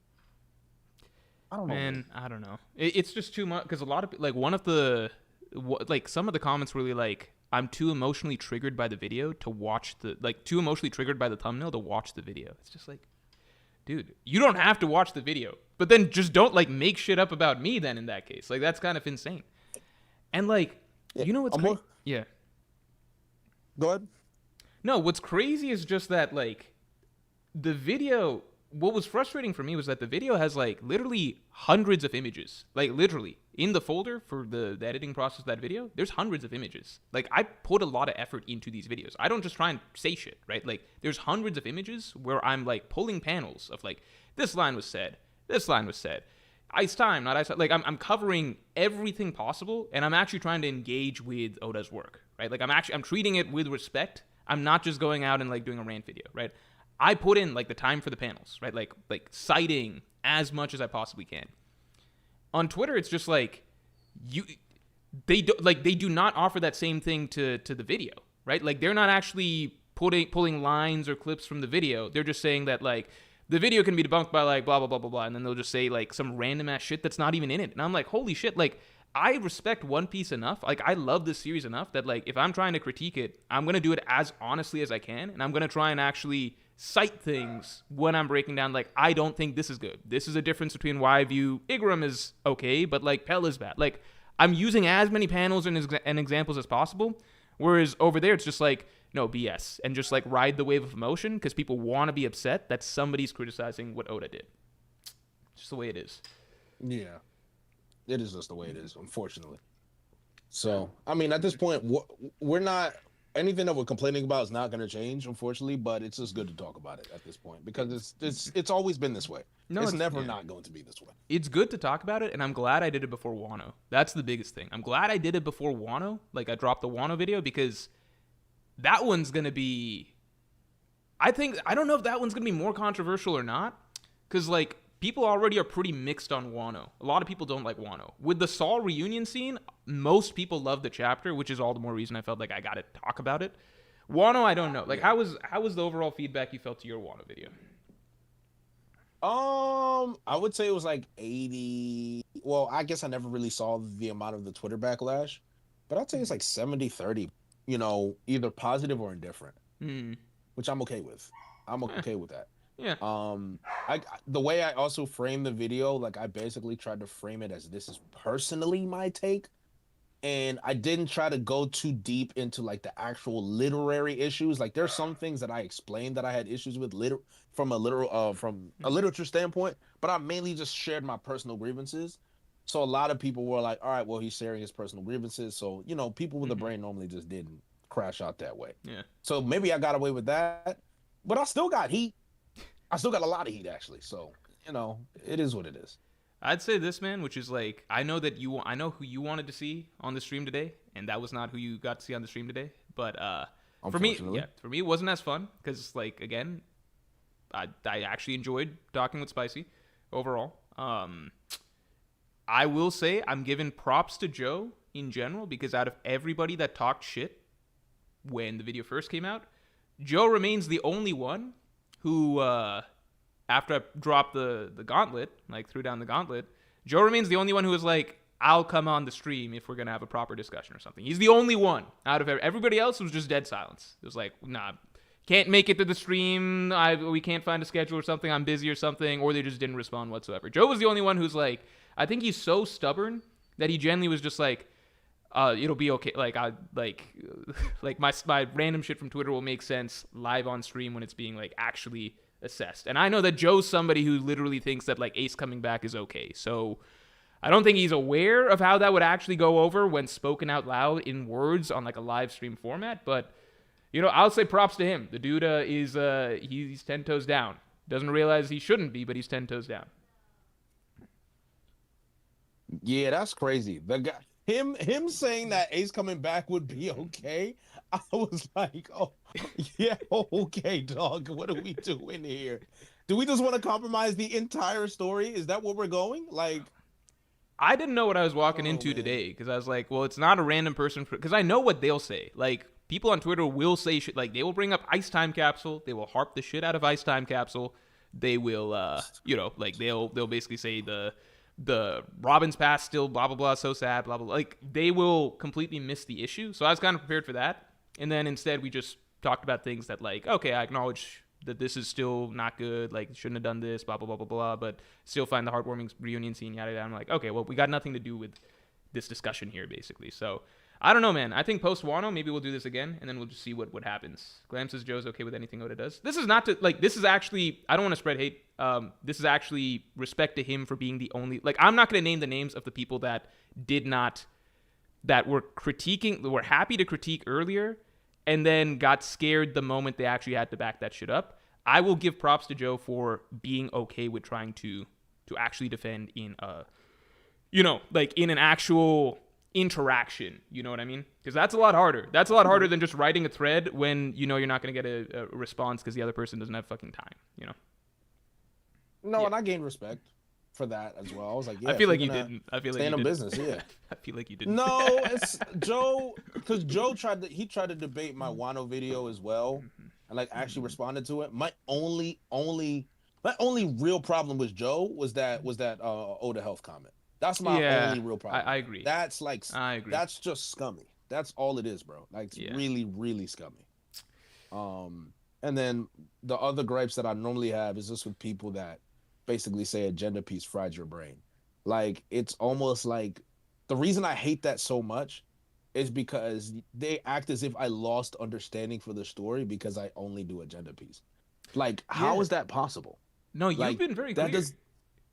You've been very clear that, like, no, I can still think with the brain. It's just that thinking with my brain, like, hurts me now because I can't, like, view the work in the same light. So I'm switching it off for the sake of still enjoying the story. That's your actual stance. And instead they're just like, oh, it's because you, like, they've mixed up the causation they mix up the causation. You switched to agenda piece because you couldn't enjoy the story anymore, like, viewing it through a normal lens, right? They think that you can't enjoy the story because you view it through an agenda piece lens. So they don't get why you ended up there. And that's got to be, frustrating to hear over and over. It's extremely frustrating because it's like, then they say, I'm doing it so I can still be a fun content creator and enjoy One Piece. And then they're saying I'm ruining the community by doing that. I was like, wow. It's not. Yo, imagine. Bro, in off weeks, because, like, we experience this. This is the frustrating thing because, like, we're content creators, so, like, a lot of us, like, that's not to say we know more, but we just have to be a bit more in tune with what's happening. So, like, in weeks when Oda's off, he's off break, he's, like, not doing anything, not producing chapters, whatever, the things that get the most traction by far are debates. Zoro Sanji, fucking Admiral's Yonko, like, that sort of shit. That's what gets people riled up and going and, like, tweeting and, like, because people need shit to make fun of. They need to make fun of Dragon for looking east. They need to make fun of, like, fucking Mihawk for postponing and shit. Like, they need to do that. Otherwise, there's nothing. Like, you can't just talk positive about the story all the time. It's not possible. That doesn't drive emotions as, like, in those off weeks or off days or anything like that. And that's why I think people are, like, disingenuous when they say, like, the discourse has been ruined in the community because of agenda piece. I'm like, have you just not been in the One Piece community for the last 6-7 years? Like, it's always been this way. And it was like, in fact, it's worse. Like, it was worse in Whole Cake. It was worse in Wano. Like, it's always been toxic. Before agenda piece was even considered a thing, it was always bad. So, like, you're just finding a new reason to say why you hate the One Piece community. Just say you hate the community. Yeah. That's it. Like, that's all you need to say is you hate the One Piece community. And then it will make sense. Because I promise you, no one else is going to talk about One Piece if it wasn't for these debates. What are we going to say? Oh my God, for the 17th time, I want to live. What a great moment. Is that what we're going to say? Oh, all over again? Are we just going to spam Gear 5 Luffy clips every single week and him fighting Kaido every week? Is that what we're going to talk about? How about talking about Raizo is safe? Are we going to talk about Raizo is safe 24/7? Like, that's not what people are going to keep talking about because it was great. And then people stopped caring. Like, people don't talk about Raizo is safe anymore. People don't even talk about Odin anymore. Like, I don't think people understand that the lifeblood of this community is these debates that people have because there's no definitive answer. That's why they keep going back to the same regurgitated bullshit every single time. And Oda does that shit on purpose. Glam just said, talking positively also elicits less discussion than speaking negatively, which is true. Because, like, if you say, oh, you like this, so do I, end discussion. Yeah, there's not really discussion if... You know what's funny? I just realized something. Based off what Glam just said and what you just said, right? So there's not really discussion when you just speak positively, right? Like, you speak positively, like, you're enjoying it, everybody's enjoying it. You all come together to enjoy that one moment or that one arc or that climax or whatever, right?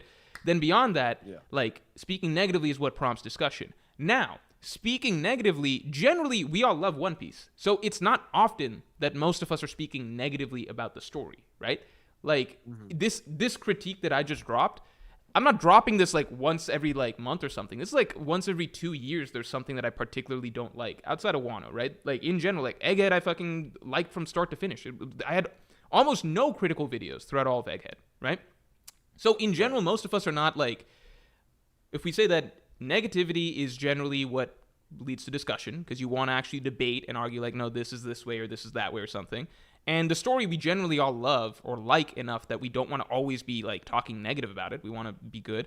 Then what's left is agenda, because that's when you can talk negatively, like, oh, fucking Zoro sucks, or oh, fucking Sanji sucks, or, in my opinion, Trafalgar Law sucks, right? That's when you can talk negatively and get really heated about shit that's not really, like, about the quality of the story, right? Like, if I'm shitting on Law because Law never beat Big Mom and it was just random TNT that did it, right? I'm just shitting on, like, I'm just shitting on Law's reputation.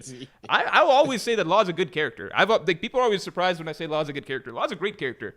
I just think I fucking hate him because he fucking gets credit for things he does not deserve, and he's a fucking devil fruit merchant who has no hockey. He never learned it. No one taught him. He's just a toddler with training wheels, and he gets randomly put in discussions he should not be in. So, like, that's agenda and that's fun, and we're not shitting on the story, but we're shitting, like, we get our negativity out. We get to have discussions, debates, like Yonko versus Admirals. That's not affecting the quality of the story. We just want to, like, argue about some shit. That's what keeps the passion going. You can't always be talking good because then there's no discussion to have. Yeah, I agree. And then I also tell people, it's like, how do you know if something is bad if everything is good? Like, it's just common sense. Like, it's like not knowing what is hot or cold. If something is always hot, then there's no such thing as cold. Yeah. Point blank, it's just normal. That's all it is. And that's why a lot of people, I just can't handle it. They just can't handle it sometimes. I'm like, everyone's going to have their own reasons for why they think something is wrong. So that's why I tell people, I preach to them, like, why don't you just adopt the two things are true? Two things can be true mentality. Robin's moment was emotional, but Saul being alive is Mickey. The explanation for Saul being alive is disingenuous. Like, if you use common sense, Morj, how is fire, someone is completely frozen and fire just melts off their body and then they fall into the water and that's it? Like, oh, that's the perfect explanation. When you literally have Aokiji freeze 4 different, how many was it? It was Zoro completely. Was it Zoro completely or was it Robin? I think and Luffy Robin completely? I think it was Robin and completely. Luffy. Yeah, And it was Robin and Luffy completely, right? And Chopper literally explains how that you have to thaw these guys out with lukewarm water and explains that. And people's like, well, Chopper wasn't 100% sure, but it worked. That's the only time it's ever worked. Oh, I didn't even know people said Chopper wasn't 100% sure, because that's like an actual insane argument to make. I don't even like bringing up this argument because it's not even the point. Like, I don't care about the logic that much, but I'm like, even if you're somebody that cares so much about the logic, like how did I saved him from the fire or whatever, even if you're someone that solely cares about the logic doesn't make sense. It's fucking explained to us in the story that it doesn't make sense. And you know what happened? Saul's leg fucking broke, so Chopper wasn't wrong. Chopper wasn't wrong. Saul's he's a fucking one-legged, peg-leg man. Chopper was correct. You can't just fucking thaw out with fire or whatever. But, like, it's just stated that Saul just survived because he survived. It's just whatever. I don't even like discussing that route of thinking, because then that opens the whole door to, like, the argument I don't agree with, which is, like, Ice Time Capsule, what a brilliant out that Oda planted. Like, I don't even agree with that. But even if you want to roll with that, it's like it doesn't even make any fucking sense. And by that logic, fucking Clover and Olvia should also be alive, right? Because, like, they're not even fucking frozen. Is it better to be frozen right now? Would you rather be fucking, like, frozen, ice cold, or be walking around like you are right now? Which one's better? Which one's better for your survival? I'd rather be walking around right now. I think so too. So whatever he left open for Saul, Clover and Olvia are clearly more fucking open. Like, I genuinely wonder if Clover and Olvia were revealed to also be alive, would people try and defend that as well? Like, I just want to know where the fucking goalpost stops, or if it ever stops. Because we already heard from some people, Ace coming back is fine as long as Oda comes up with a good reason, right? So Yep. is it just infinite? There's no way that One Piece is bad ever? It's so funny. I told someone, I said we should just bring back Belmare. And I'm like, and people was like, well, Belmare got shot in the head. So obviously she's dead. I'm like, Law got shot point blank like 80 times and survived. So I can just use that as an out to say, well, obviously, like maybe he missed her frontal lobe. Maybe it just went straight through. Like, like literally, you could use any discussion like Dr. Hillaluk in an explosion, didn't die. Pound got hit in the back by a scythe by Oven and didn't die. At this point, you could just justify everyone coming back at this point. Bro, the fisherman Tom, he just got on a train. Like he technically just got on a train. He could be okay. Yes. That's not the point. Tom could still be. That's not the point. Yeah, man. It's not. But I don't know, bro. Technically, Belmare went to prison Yeah, Four Kids dub. Yeah, technically Bellamere just went to prison. Way. Oh, you didn't hear? He said that I'm locking in Four Kids dub. Bellamere gets locked in a basement for 20 years. That's what happens, and we never see her again. We just assume that she's gotten freed from the basement somehow. Like so, that's. There's no way, bro. I don't know. So that could be a thing. All right, man. Do you got anything else you want to get off your chest real quick? Otherwise, I'm probably gonna jump into this posters tier list, which I don't think is. These are poster tier lists for basically for the people in chat if they're interested in getting the holiday posters that I've got in the background. So you got anything else you want to get off your chest real quick? Any issues you've got with people on Twitter? Anything you want to say about Agenda Piece? Anything you want to say about Oda's Angels?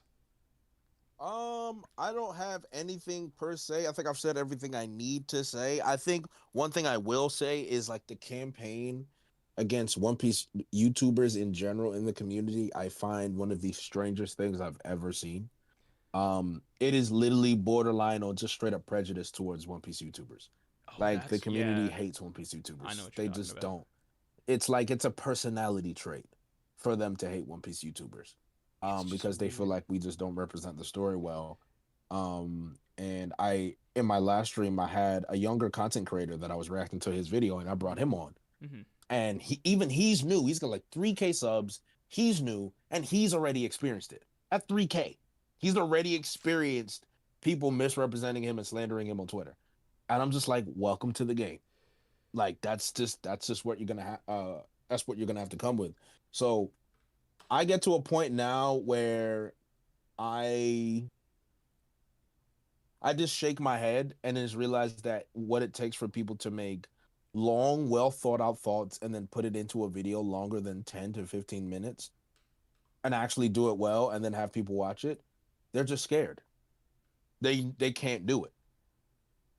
They're not able to do it. It's just that simple. They're not able to do it, or they're too scared to do it, or they're too scared to fail. And that's why they have those opinions. So I'm just calling them out. You guys are cowards. You guys are pathetic. And the sooner you understand the craft that it takes to actually make content, instead of saying that we don't understand the story, why don't you give it a try yourself? If you know the story so well, make a video on your own and garner a fan base and have people listen to you. And if you can't, move on. Just move on. That's just me not caring anymore. Because that's what that Wano video's done. It's me and I don't care anymore. That's it.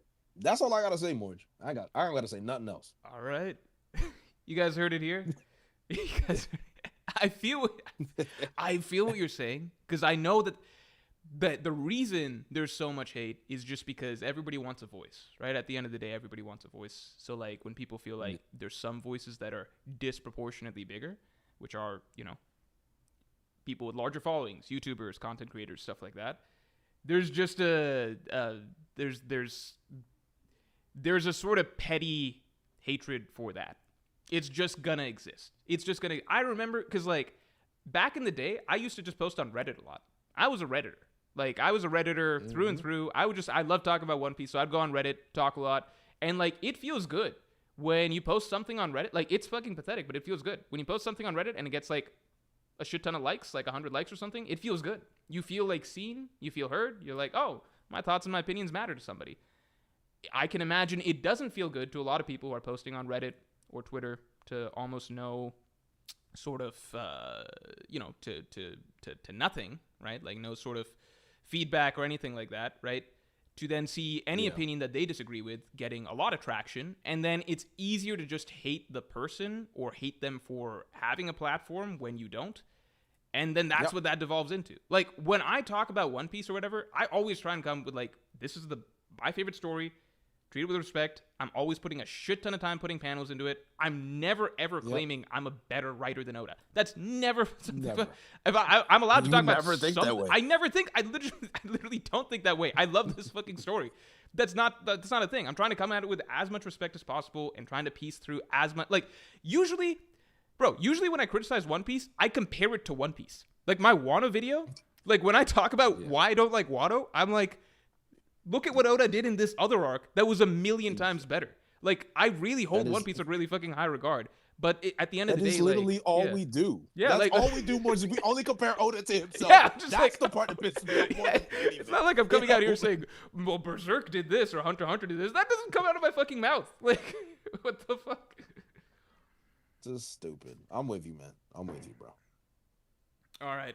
I'm going to be moving on to this tier list now. I'm glad you got your shit off. I feel good. I feel like I can put a pin on, like, this whole fucking Saul situation. Fucking move on from it. Till the Wano video comes out. And I feel like that's going to cause its own fucking storm of whatever.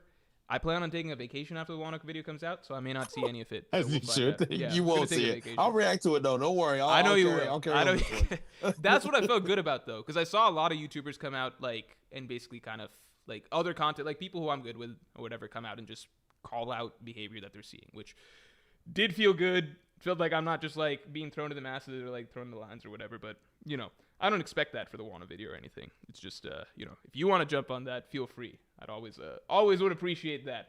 But I'll be on vacation. I will. Trust me, I will be. So, you good. All right, man. All right, brother. Good talking to you. We'll catch up later. Good talking to you, too. Take care. Thanks, man. All right, everybody. You guys know Jay's channel. If you guys want to go check out Jay's channel. But we're going to be doing a couple other things. Then we'll be closing out this list. Or not list, this stream. We've got some more. So let me see where we're at right now goal-wise. Where are we at right now goal-wise? Hold on.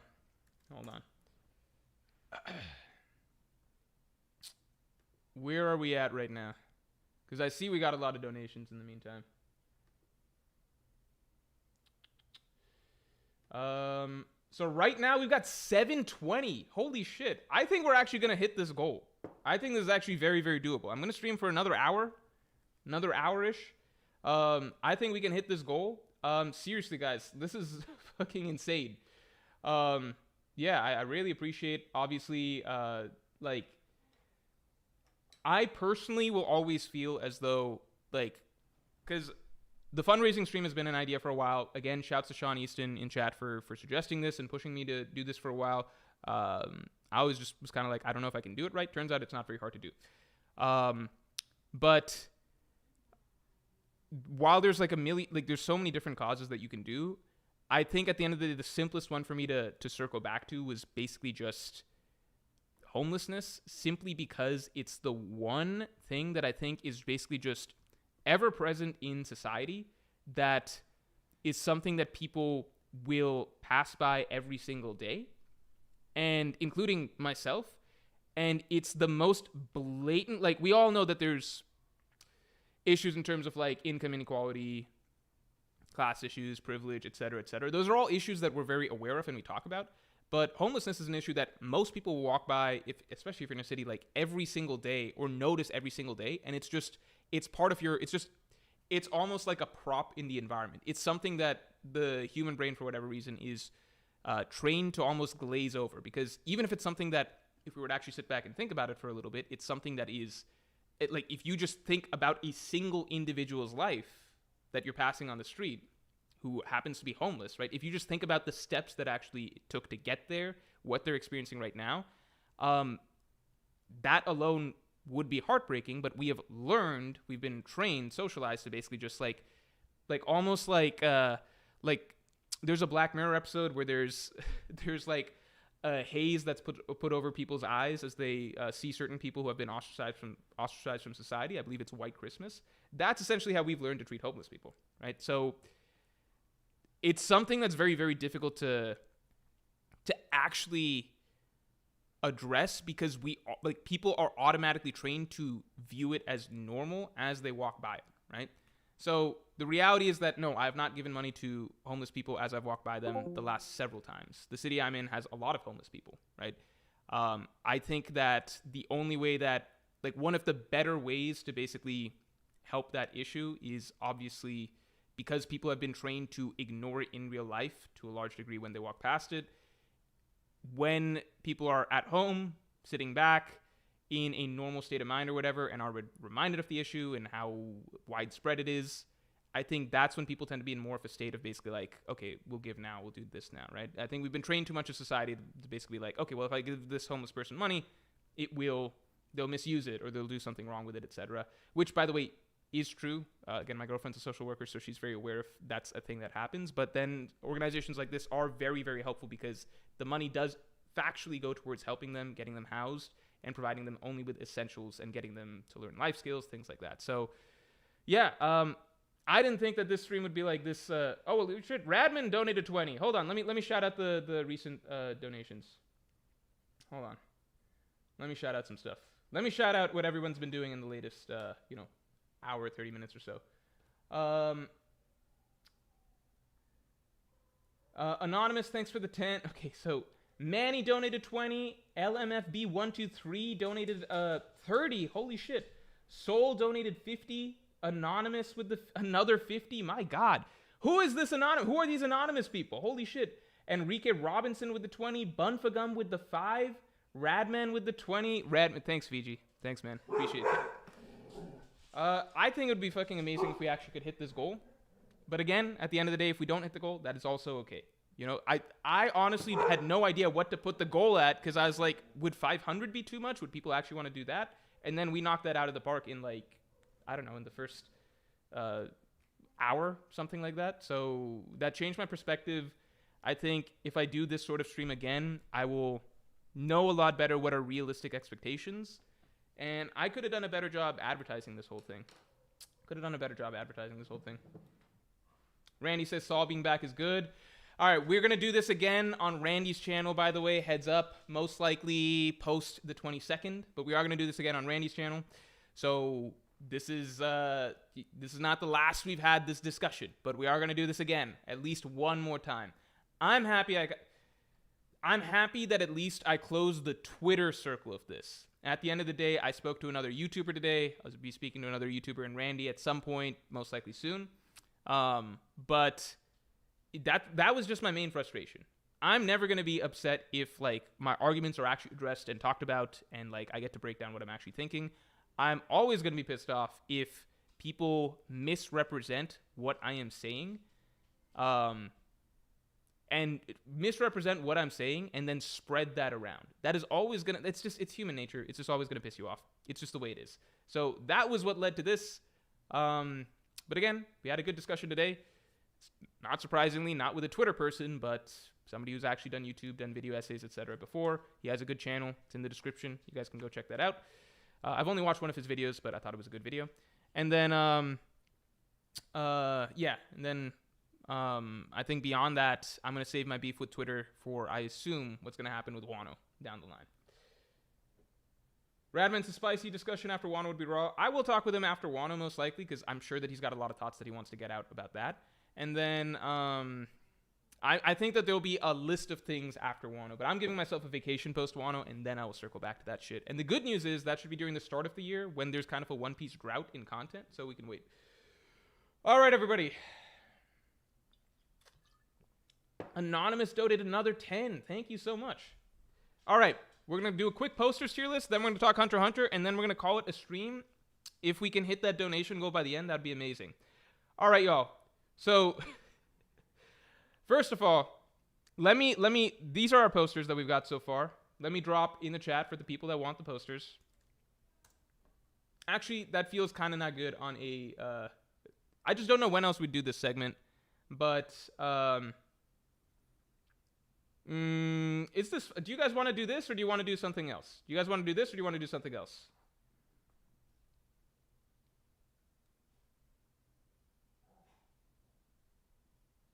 Because I've got what we could do a different tier list. We could do a different tier list. I went with this because this is not something I would ever do like a full stream for. But because we're doing a charity stream, I don't think necessarily doing posters here would be the best idea. Left Jab says, what the fuck is this stream about? Island character tier list? Oh yeah, we can do TomTom's island character tier list. I like that. Let's do that. Let's do that. We'll do, because TomTom created an island character tier list a while back. Let's do that. Let's do that. So TomTom created an island character tier list for us. These are characters that are kind of exclusive to a given island. Hold on. They're characters that are exclusive to a given island. TomTom, do you mind messaging me that tier list one more time? Do you mind sending it in a Twitter DM, please? Thank you. Because island character tier list, I feel is, again, something that I wouldn't make a full stream out of. I don't think it's attractive enough. But we could do it here.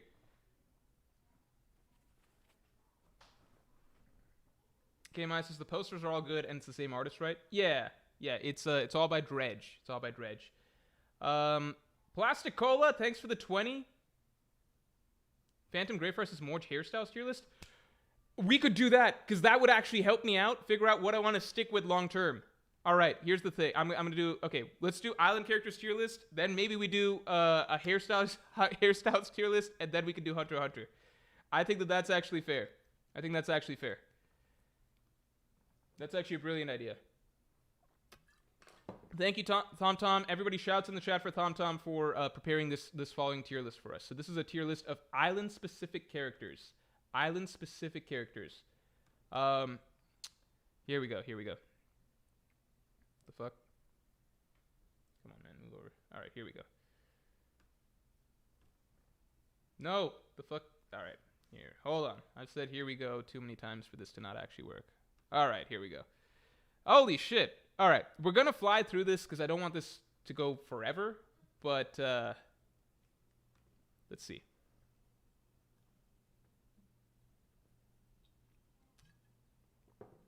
Morj does have enough thumbnail pictures to rank the different hairstyles.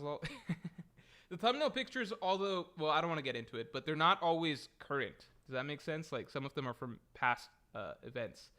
All right, so I'm going to start doing these rankings, and anything controversial we'll just do polls for. Yeah, thank you, TomTom. Let me make sure I can see. So Anonymous donated another 5. Plastic Cola donated 20.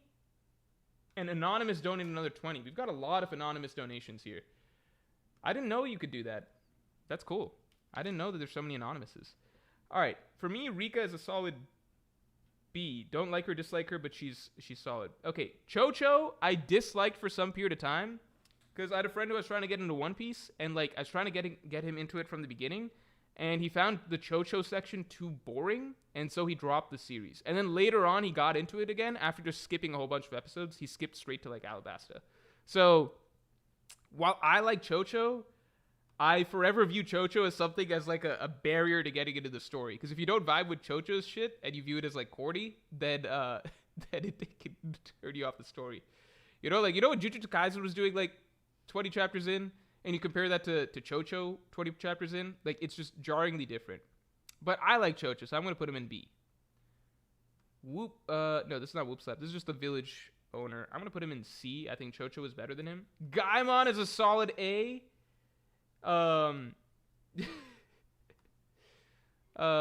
My editor refers to Kaya as, because he doesn't know the characters too well, so he refers to Kaya as Usopp's pale white, insert derogatory term for women right there. So I'm sorry, but that's what I think of every time I see her. But Kaya's a solid. I think Kaya's a solid. I'm going to put her in B. These random kids from Usopp's backstory, I'm going to put them in here. Again, this isn't bad. This is just like, this is solid. Solid.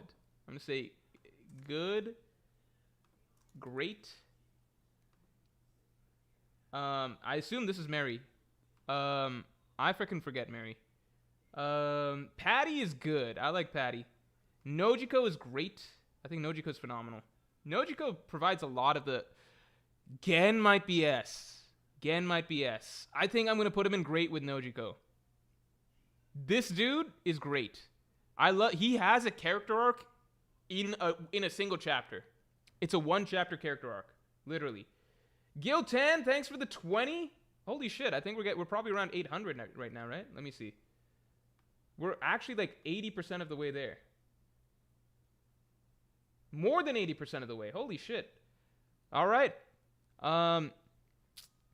Yeah, oh, Laboon. I'm not the biggest Laboon fan. I'm not going to lie. I'm not the biggest Laboon fan. I can't tell you why, but I'm not the biggest Laboon fan. I don't know why I'm not putting Gen in S. I'll say legendary, right? I don't know why I'm not putting Gen in S. I think he is higher than... Okay, I'm going to put him... I think his name is Ippon Matsu. I'm going to put him in good. I don't think he belongs up there with great. I'm not the biggest Laboon fan. I'm going to put Laboon in good. Crocus is great. Ah, shit. Okay, hold on. There we go. All right, we just needed another tier. I just realized where I fucked up. All right, we need another tier. This is solid. All right, then this is going to be good.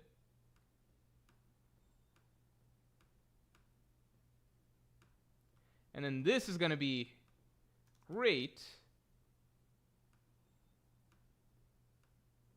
And then this is going to be amazing.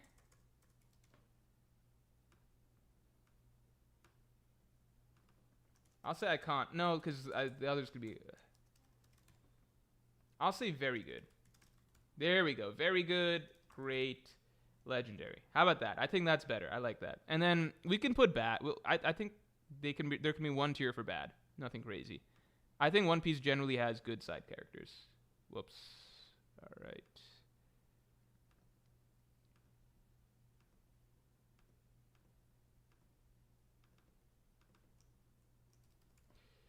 All right. I think she'll go in solid. Igaram is... I think Igaram is... I don't like Igaram that much, but I think he's very good. I don't know.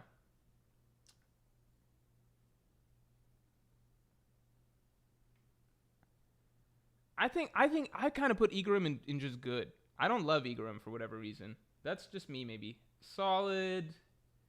Dory and Brogy, it's hard to explain. I like them more in Little Garden. I think I like them in smaller doses, like for that arc. I don't necessarily love them right now. I think they're solid. Dalton, I think, is great. I think Dalton is great. Dalton has a very compelling story. Kureha is great.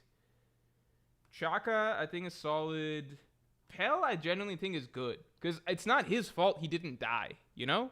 It's not Pell's fault he didn't die. I actually find Pell's scenes, he's like a cool character. I like Pell. It's not his fault he's not dead, you know? Adjust the tier list screen. All right, my bad. I'm supposed to be small. Here. Let's do this. You're right. You're very right. You're very right. Okay, and then I'll make myself smaller. All right. And there we go. That should be good. Here's what we're looking at. Also, let's get the stream likes up to 300 real quick. I think we can't. We've got more stream likes than viewers right now. The Pell incident actually reversed that. All right. Toto, I think, is very good. Koza is a little frustrating. He's a good character, but he's just too frustrating. Cobra is great. This eyelash camo is great. The monkeys are good. I enjoy them. Cricket is very good. I think Isa is... I think I should put her in very good. I don't find her that memorable, but I do know she played a big part. This is a very comprehensive list, by the way, TomTom. Canis is good. Like, I think I just didn't...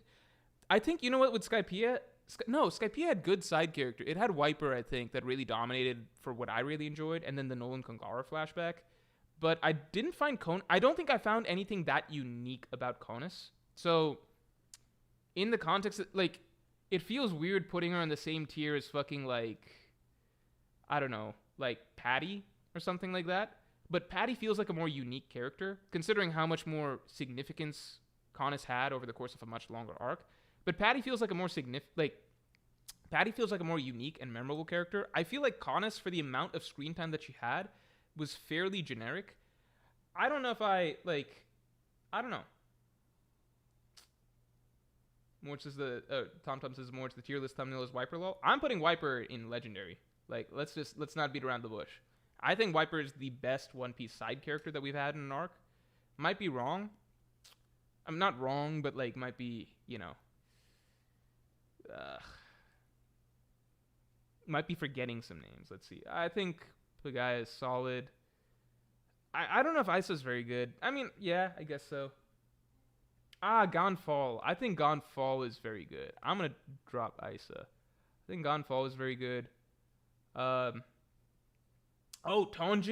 very good. It's funny. Iceberg is great, in my opinion. Iceberg has like a moment where he just tells Luffy straight up, like, you're not a good captain. You're a bad captain. And that sets off, like, Luffy's his route to growth over the course of the Enies Lobby arc. Kokoro. Of course, very good. Great. The fucking frog.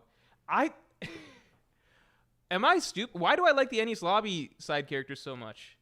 I feel like it's because none of them overstayed their welcome, and none of them, I feel like they added just a... It's hard to explain in proper terms, but, like, I think because... You know what it is? So, Enies Lobby is, I feel like, I might be wrong, but I feel like if I were to consider all of the One Piece arcs, I feel like Enies Lobby was the perfect ratio of Straw Hat focus and side character focus. If I were to compare something like Alabasta also a very Straw Hat focused arc, but we have a much smaller roster of side characters. Arlong Park, very Straw Hat focused arc, only a few side characters, right? Like Gen, Nojiko, pretty much, right? I think Enies Lobby was the arc that was heavily. It is simultaneously the most Straw Hat focused arc, most in-depth character development across the board for the Straw Hats, heavy character writing for the Straw Hats in that arc, but at the same time, it had a lovable cast of side characters, and it gave us focus on the side characters, but you still come away from the arc feeling that was truly a Straw Hat-centric storyline, right? With Wano, in comparison, for example, it's the Straw Hats are on the sidelines for the majority of the arc until it's time for fights, basically, right? So I think that's why I feel like a difference in how I view the... I think, like, having too many side characters isn't really a problem as long as the main characters... We also feel like the main characters are getting the spotlight, like the due focus that they are owed as the main characters of the story, right? I feel like Whole Cake Island, similarly, I like the side characters of Whole Cake Island, like, Pudding, Katakuri, things like that, Capone Beige, because we still got really good writing for Luffy, Sanji, Nami, Chopper, Brook, Carrot, right? Carrot, I guess you'd put in the side character category, right? So that's really where it is, which is, it's not about too many side characters, because Enies Lobby has a lot of side characters, but they don't get in the way of the Straw Hats, right? The story is ultimately not about, like, Oda found, like, a way to make the story sweet for this random frog, or, like, Grandma, Kokoro, and, like stuff like that as well. He found ways that this is sweet for them as well. And for Polly, I think Polly's great. Like, even these two, like, I think he found ways to make it work for all of them while never prioritizing them over the Straw Hats, you know? I think that was the biggest thing. And if he can get back to doing that, I think that's when One Piece is at its best, because I love the Straw Hats. I love the side characters. I love what Oda does with side characters. It's just, we love the Straw Hats more, and we're in the story for them. Oimo and Kashi, I'm just going to go ahead and put in solid. Again, solid isn't bad, it just means solid. Perona, I viewed as a villain first and foremost. Like, I didn't like Perona initially. I'm just going to put her in good. Lola, I didn't really love Lola. I think she's good. Who do we have? Oh, I'm sorry. Duval is going in legendary. Duval is the greatest One Piece gag of all time. Unquestionably. The greatest One Piece gag of all time. There's nothing that matches Duval at the end of the day. Let's get the stream likes to 250 if we can. Duval, greatest gag character. And then we've got... I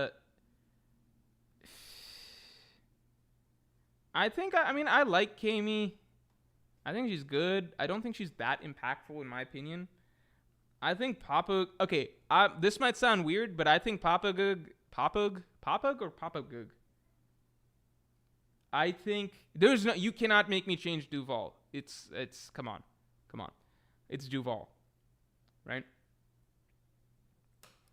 I personally feel like Papag is the first one I would consider bad. He's not bad. I just find him wildly unnecessary. He helps with exposition in moments. He has a gag, but the gag...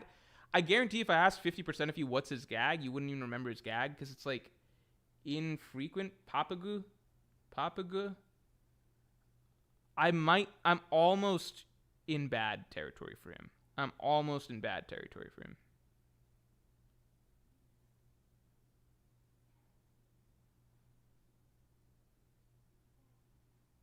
He's not bad. His gag is no one listening to him, but at the same time, he gives useful exposition. I'm gonna put him in solid. I might make a new category called weak. Let's do weak. Oh my god, are we counting Rayleigh as an island side character? I can't even count. That's unfair almost. I feel like that... I don't know if that should count. I don't think that should count. I'm not counting Shaki either. And I'm not counting Hancock. Okay.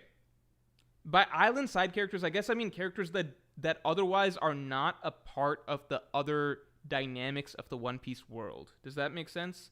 So I'm also going to exclude... Because I view Ivankov as a revolutionary member first and foremost. I view Rayleigh as like a Roger Pirates member first and foremost. I view... Yeah. Marguerite, I view as an Amazon Lily member first and foremost. Bo Hancock, I view as a Shichibukai, former Shichibukai first and foremost. All right. Marguerite, I think, is good. She might even be very good. No, I think she's good. I think there's nothing crazy that differentiates Marguerite from others. You counted Crocus? That's because I view Crocus as the lighthouse guy first and foremost, who we then found out was a Roger Pirate member. I'm going to be honest. When I remember Roger Pirates members, I almost never think of Crocus. I'm like fucking Rayleigh, Scopper Gaban, Odin, Shanks, Buggy. And then you'll see a spread of them and you're like, oh yeah, fucking Crocus was on there for... Crocus was also only on there, I think, as the Doctor in their final period of time too. Obviously, he's still a Roger Pirate, but I don't know. Neptune, I think, was solid, or Fukaboshi, I think, was solid. Shirahoshi... This is controversial. I'm going to put Shirahoshi in weak just because she annoyed me. If you want to say she's a brilliantly written character, that's fine. This is my personal feelings towards them, okay? I think Neptune was solid. Charlie is solid. Rebecca is solid. Kyros, I think, is good or very good. I think Kyros is very good. Riku, I think, is solid. Viola... Honestly, partly because of design, I just put her into good. I'm sorry. Just be frank right there. Wanda. Okay, so now we're at the Minx. Neptune is an ass dad, not gonna lie. Where did you put Bo's sisters? I didn't count them. I didn't count them. I put them alongside Boa herself. Carrot, I think, is very good. I like Carrot. Nekomamushi and Inuarashi. Let me rank Pedro first. I think Pedro's great. Pedro's great. I liked them more when they felt more like individual characters. They kind of blurred into just the Scabbard's hodgepodge of characters later on, you know?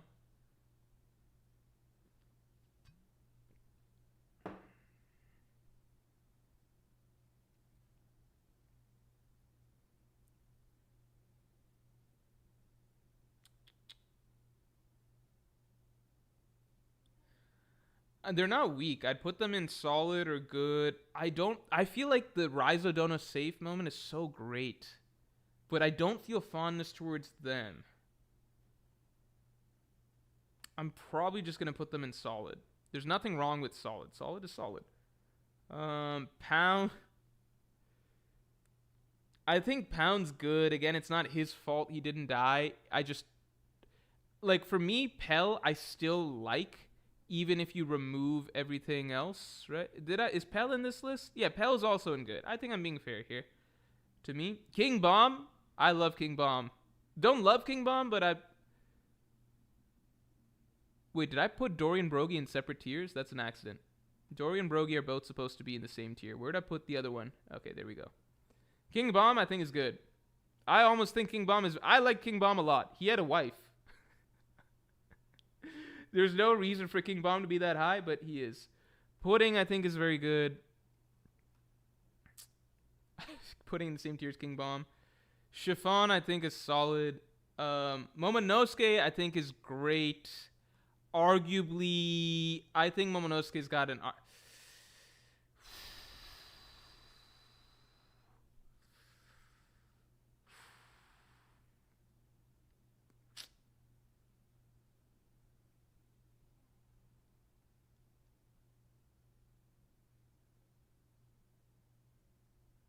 We just spent so much time.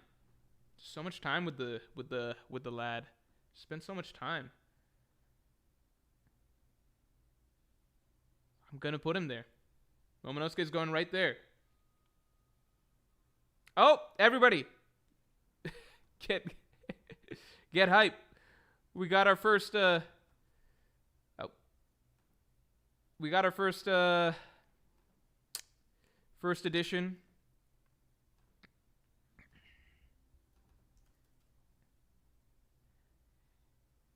The inaugural inclusion to the bad tier. Tama, I like. I'm putting Tama in good. I don't like Tama that much, but I like Tama overall. I put her in good. I like Tama.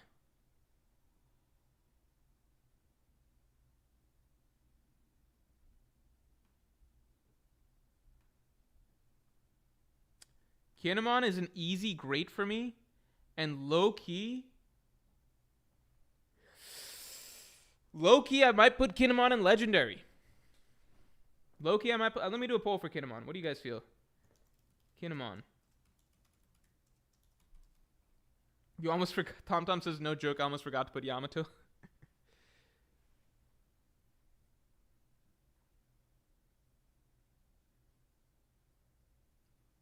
If you guys want to see what legendary versus great looks like, this is kind of the way it shakes out. I would lean towards Kinemon and great. I personally like him better than Momonosuke, but I think Momonosuke is just, he earns that legendary status as a character more. Oh, this is tight. This is tight.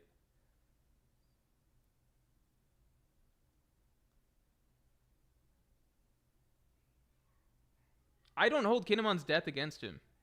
I really don't. Kinemon is better than Momo. Kinemon is okay. Yeah, varying opinions here.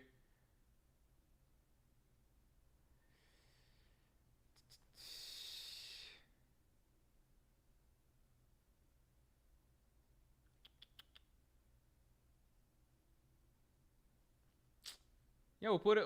okay. Ultimately, it comes down to me, though, right? I'm going to keep Kinemon in great. I think he is a great character. I'm going to drop Chimney. I think looking at this, I think Chimney doesn't belong. I think if we combine Chimney and the rabbit, then it's just, I feel like it's hard to keep him out of great. But are we combining Chimney and the rabbit, or is it just Chimney? If we combine Chimney and the rabbit, it's just like, it's almost unfair. It's like, of course that's a great duo. That's the all-time best duo in One Piece. Chimney and the fucking rabbit. TomTom says, Morj, I get extra voting power, put Kinemon in legendary.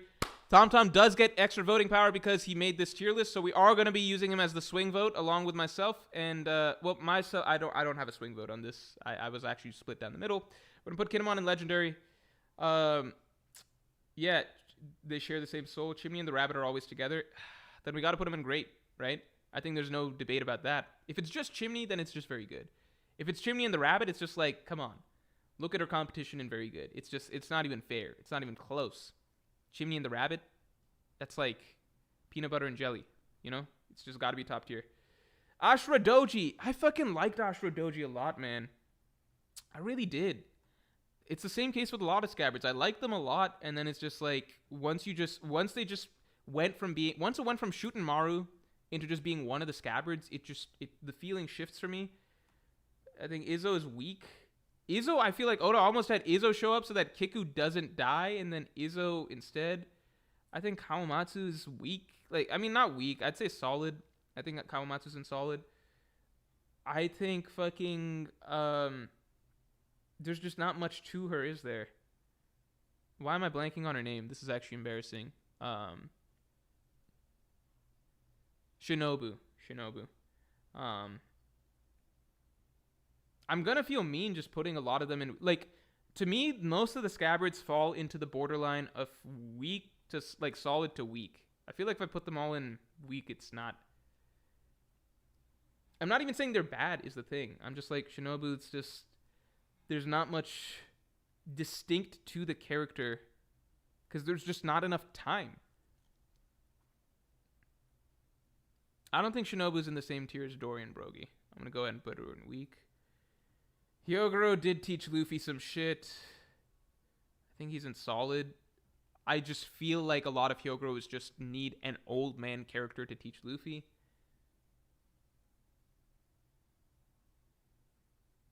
Eyelashes is top tier, man. I don't know if I can put Eyelashes into legendary. A simple example is I think a lot of people don't remember his name. He's definitely great though. I think it would just be legendary, because the only gag character I have in legendary is Duval. I think Eyelashes is not the equivalent level of gag character as Duval, so I got to put him in great. Yasue, I think is very good. Yasue is very good. I wish we'd spend some more time with him. If we'd spend some more time with him, he might even be in great or legendary. But I think Yasue is definitely very good. Toko, I think, is solid. Bad. Hitetsu's just bad. Okay, this might be controversial. Vegapunk, I'm putting Vegapunk in great. And you guys know I've ranted about how I think Vegapunk's speech is dumb, right? But I also think it's like I like the speech for sentimentality, actually. I think his speech isn't, how to explain? I think the speech was handicapped from the beginning because Oda couldn't reveal too much because it moves certain things in motion that he doesn't want in motion. But Vegapunk grew on me over the course of his speech. It is the longest single speech in One Piece. It's a very unique moment in One Piece because Oda doesn't write like that. It's a very unique section of One Piece's story. And I think it's some of the most carefully chosen words and extended monologuing that Oda has ever done with a character. Vegapunk grew on me over the course of his speech. And especially when we got added flashbacks, seeing his experience with Clover and all of that. I got Vegapunk here in great. I might put him in legendary. I think I'm going to keep him in great. Oh, we're counting Lilith separately? Then, I don't know. Solid. Weak. I just don't think there's much to any of the individual Vegapunks just yet. I'll just put it in weak. Oh, shit. We're pretty much closed out. Holy shit. Is there anyone? This is great. Tom, this was a phenomenal list. And I like that you used all very similar layouts. It's like One Piece. It's from that game, right? This is phenomenal. 844. Yeah, I don't know if we're going to hit the goal or anything, but that's okay. I think this is amazing. Anuj Agrawal, thanks for coming through after such a long time with the 20. Holy shit. Yeah, this is really great, guys. This is well past my expectations. I just didn't even know what to. I didn't think it would be right to put a goal for this or anything like that. I don't know. Yeah, so I think this is pretty good. If I'm looking at this, I do feel like, yeah, let me see if there's anything I change around. I feel like these characters I just view as bad. 3 of them are Wano characters. Just saying. I think these characters are weak as in, like, they almost actively, like, they're either so poorly fleshed out that their inclusion they feel like they almost just don't add anything. So that's not true, because Shiroshi is obviously a big deal. It's a mix of reasons why I view them as weak. I just feel like they're fluffy characters that almost don't really have that much substance to them so far in general, or they're like just adding a little bit of bloat.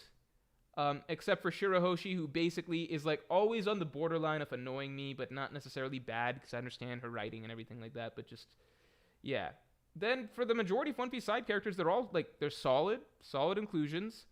I think the Scabbards, a lot of them are solid individually. It's just once you clump a bunch of them together, it's just diminishing returns.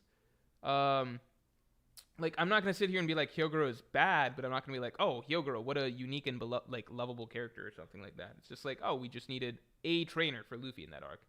These are characters I like. Like, I mean, a lot of this is subjective, obviously, but these are characters that are good. TomTom says more. Let me add all 13 ninjas and 4 mafia heads real quick. Yeah, like, if we really went through and added all of Wano's side characters or whatever, it would be filling out the bad and weak section of the story section of this tier list quite a bit. Yeah, I like these characters overall. Yeah, these are all characters I basically like overall. These are characters I like quite a bit. Some of them are my personal favorites, like Ippon Matsu or King Bomb, that might not make sense to a lot of other people, but it's my personal biases. And then I think these characters are great. I think these characters stood out more, especially a lot of the early ones, like Gen, Nojiko, Dalton, Kureha, King Cobra, because they took place in arcs. They starred in arcs that featured a very small roster of side characters, so they carry the story more, and more of the story goes through them, so the attachment to them is greater. Pedro also benefits from this, in that, Whole Cake Island was a much smaller roster of characters, not too many island side characters or whatever, and so Pedro really got to shine.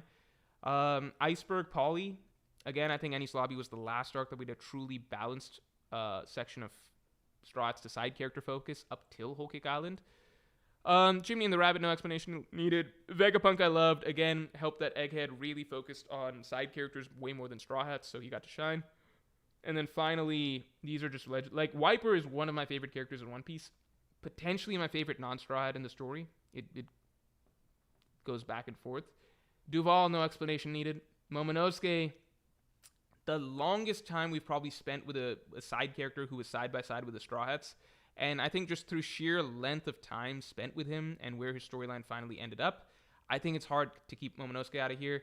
And Loki, same argument for Kinemon. I like Kinemon more than Momonosuke. I don't know if it's not even like there's brilliant writing around Kinemon. It's just, come on, the dude just became a part of One Piece for so long. It's hard to excuse Kinemon, or hard to say anything on Kinemon. Eyelash, no explanation needed. Come on, it's Eyelash. Thompson says Usopp's pale white. Yeah, that's actually what TomTom's comment is what my editor always refers to Eyelash as, which is, maybe not cool, but that's unfortunately what I think of every time I see. Oh, wait, no. Yeah, that's what I think of every time I see Kaya.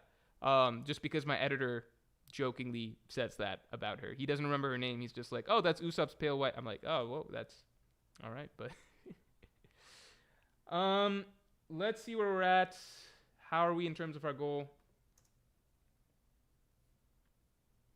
We're at 844. I don't know if we're going to be able to bridge the final gap. I don't know if we can bridge the final gap. I've got some energy left in me. 1,000 would be insane for this stream. Like, seriously, it'd be fucking insane. I don't know if we're going to be able to make that. Totally okay if we can't. The last thing that I had in mind was doing a Hunter x Hunter characters tier list. But I know a lot of you are not as interested in Hunter x Hunter. I had some One Piece trivia in mind, but we could also just save that for another variety stream, if that helps. Did I rank Sogeking? Sogeking would be legendary, of course. His own tier. I think there's plenty of arguments for plenty of these characters to be moved around. Like, some people have Kyros. Like, G Comics says I would rank Kyros at the top. Personally, I really liked him.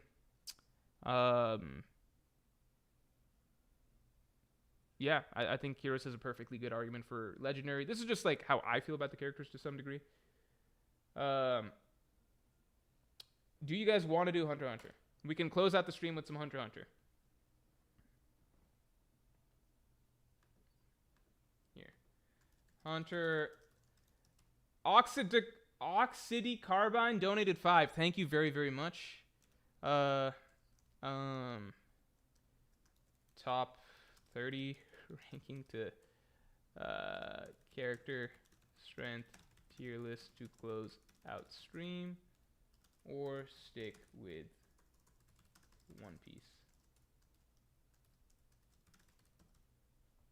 Ace by Comeback says, nah, just rant about something. I can't just do rants unprompted. They're not, like, it needs to be natural. It needs to be, you need to say something like, hey, I think Saul, or not, I think Saul, I think Law's like stronger than Mihawk or something. I don't know. You need to say something like that to get me going. All right. You guys do the poll. I'll be back in 5 minutes. I need to use the bathroom.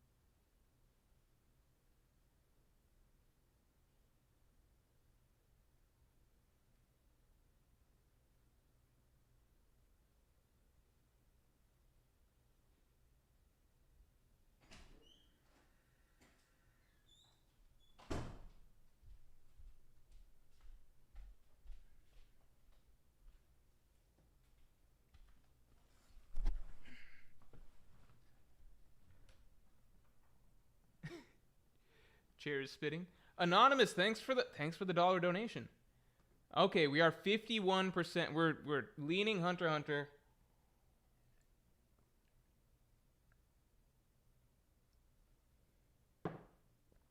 Noland and Kogara, that's a good point. I don't know if TomTom was thinking about like flashback characters, because then it gets tricky, because then you're adding in like Fisher Tiger, Otohime. Have we done a One Piece flashback characters tier list? Have we done that? Flashback characters? That could be fun. That could be fun. Flashback characters tier list could be really good. Romajin, thanks for the 5. Oh, we've got a few. I think I missed a couple. Lucas Mack, thank you for the 50. Holy shit! While I was gone too. Okay, so the chair is better than me at at getting people excited about this. Oh my god! Wait, so that actually puts us at Oh my god! Thank you so much, Lucas Mack. Oh, you got it right to 900. Okay, let's see if we can. Let's see if this final segment can do it. Wow, this is actually kind of crazy. Lucas dropped 50 at the worst time. No, I got you, Lucas. Thank you very much. We did a flashback tier list? No, but did we do a flashback characters tier list? Because that's different. That's different, I'm pretty sure.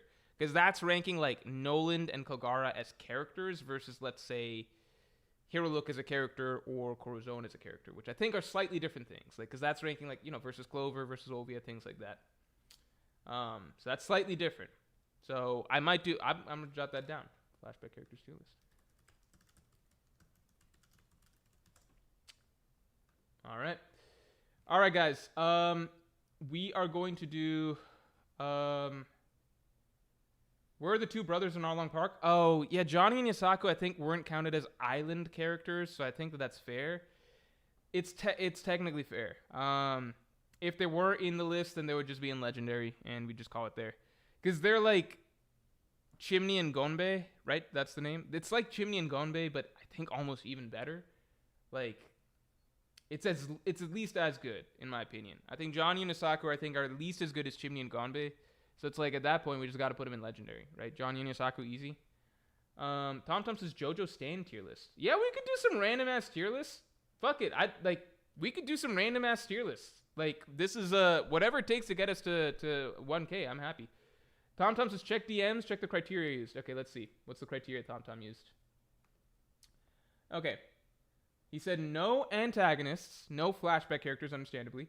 I tried to mainly include actual residents of the islands, so no Colosseum fighters, etc. I think that's fair. Okay, let me do another here. Let me do JoJo Stan tier list would be fun. Okay, let me do another thing. Hunter x Hunter top 30 strongest or JoJo Stan tier list. Anonymous, thanks for the 5. We're getting close. Hunter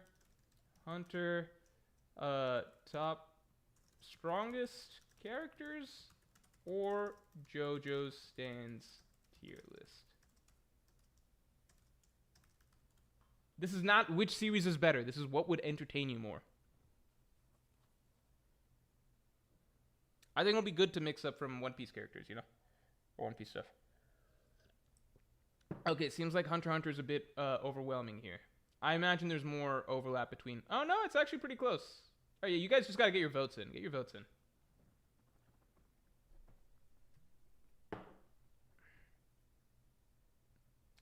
KK says, how did you feel about the... this is a spoiler, I guess. Morena card game situation. Let's see if we transition to Hunter x Hunter talk in general. Junior Cinema says JoJo's peak. Yeah, this is tight.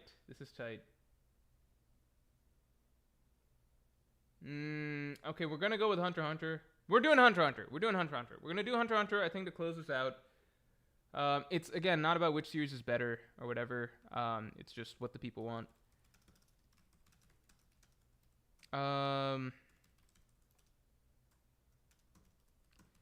And the funny thing with Hunter x Hunter is that I think any boat arc characters, I'm not even going to count. So it's more so just anime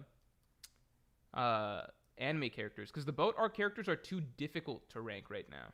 You know? I think the boat arc is too difficult. I think the only character from recent times that I would rank is like Netero. Or Beyond Netero. You know what I mean? Oh, but even he's in here.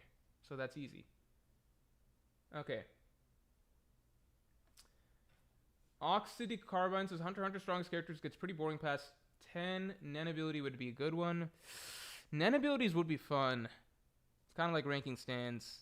Okay, let's just do it. Like, it's just a talk, you know? It's just a talk. I'm just gonna put out.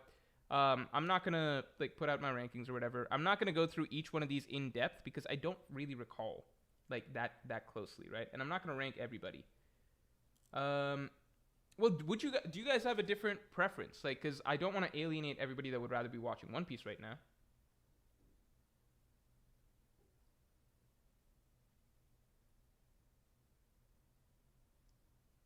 I could just talk One Piece. We could do another One Piece thing. Here. I could just do a random One Piece tier list that... We'll just see what's up. As options. It's going to be power scaling, emotional moments. Oh, this could be fun. We could do emotional moments. Do you guys want to do emotional moments? I kind of want to do that. That's fun. I didn't even know that that's a thing. Yeah, I'm happy to do that. I could do this. What would you guys prefer? This is your stream. I'm cool with it. Okay. I'm going to do Hunter x Hunter real quick. Let me do a quick One Piece thing, and then we'll do Hunter x Hunter. That way One Piece fans get a little bit more juice out of this, which is the majority of you all, and then I can switch to Hunter x Hunter. So I'm going to put this in D. I did not care at this point in time. I'm going to put this in C. I'm going to put this in B. It doesn't really make me cry. It does make me feel. I'm going to put this in A, and then I'm going to put this in S. All right, so here's kind of... This is kind of an idea of what gets me in my feels, all right? I put Laboon around here. Yeah, around there. Yeah.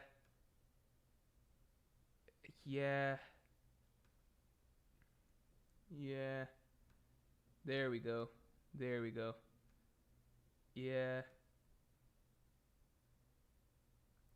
Yeah. God damn, these are all really fucking good. Yeah. Yeah. Finally a fucking B. Okay, yeah. Actually, Ace's death is not quite as strong for me for whatever reason, but it feels wrong putting it over here. I kind of got Whitebeard's death stronger. I don't know. But, like, I understand everybody would want me to put it here, right? So I'll put it there. This is like a nothing for me. Yeah.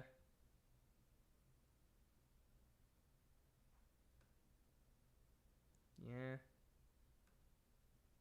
Yeah. Yeah. Might put this here. Fisher Tigers was brutal.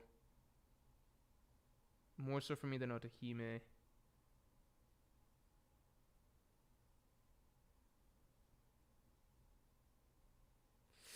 This is tough.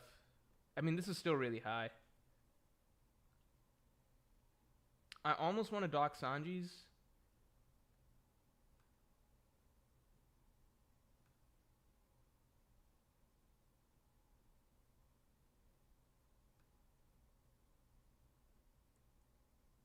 This is law, right? Am I crazy? This is law?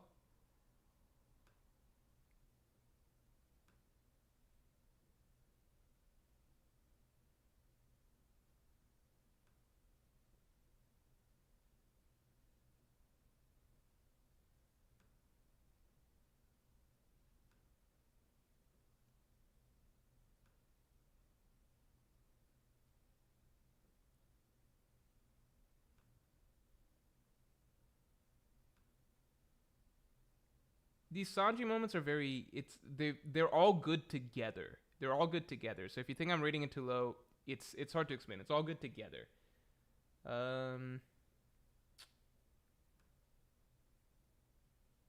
This was the smile reveal. That was good. Odin's death I don't find sad. I find it epic. Knockoff. Is this like Kinemon? I don't really know what's happening here. Alright, there we go. How'd you guys like my list? What do you guys feel about this? How do you guys feel about this?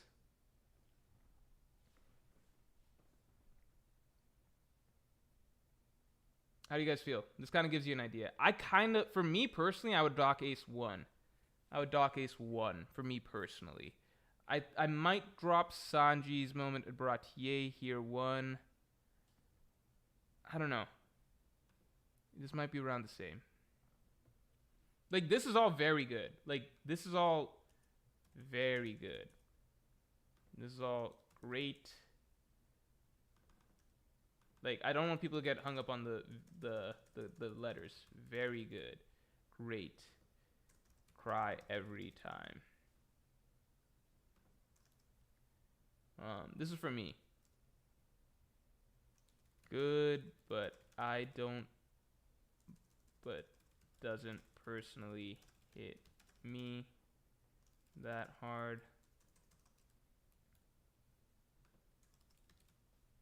Alright.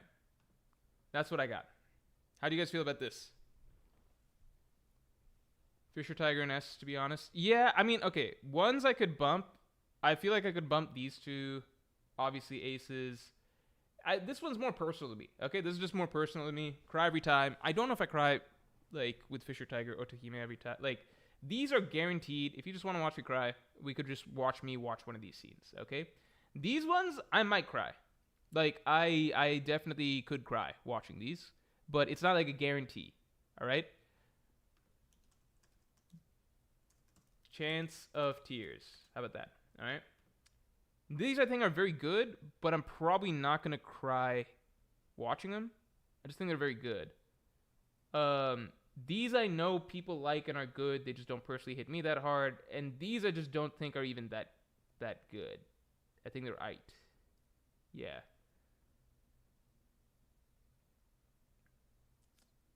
Oh, SLMP donated 20? Holy shit. What are we at now? What have I been missing? Have I been missing anything? Oh my god. Whoa, whoa, whoa, whoa, whoa, whoa, whoa, whoa, whoa. We're right there.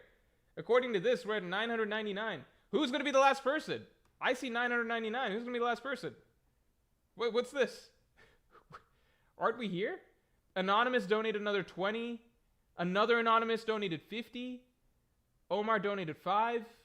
We're right here. Holy shit. Yeah, I'm sorry I missed these. Romagen donated 5. I think I already covered that one. Yeah, we're right there.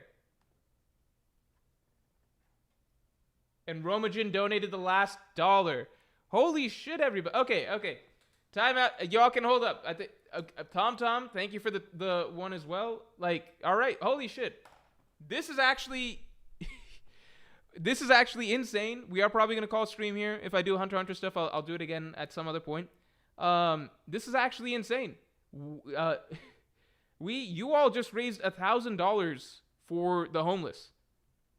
Like, actually, over the course of this stream. Like, what the fuck? Like, I actually did not... I'm serious. I did not know what I was stepping into. I've never done fundraiser type thing before. I did not think that... I don't know. I just didn't know what the expectations were. I thought that I was kind of worried. I was like, what if we don't even crack, like, 100 or something like that? That's huge. First of all, thank you all for coming through. Yeah, seriously, thank you all for coming through. I'm kind of mind blown that you all were able to do that. Seriously, obviously I appreciate it, but like, that was, I don't know.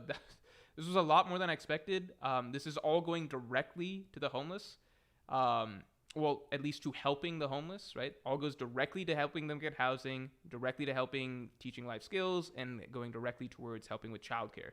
So all of it's not going to some huge national organization. This is going to Caritas, which is like very, very direct. All the money goes directly to all of that. So seriously, that is insane. Big shouts to everybody who pulled through there. We had some crazy $50 donations, $200 donation.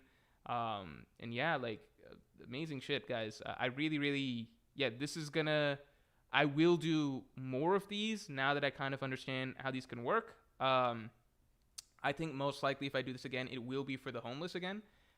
Just because that's something that I personally, like for me, just especially because I live in a city, for me, day-to-day life, that's the thing that pops out to be the most, that's most easily identifiable. So yeah, I'm glad that we were able to do this. I'm glad that I now know how to set this up for the future. And yeah, thank you so much everybody for coming through. We are going to call the stream here.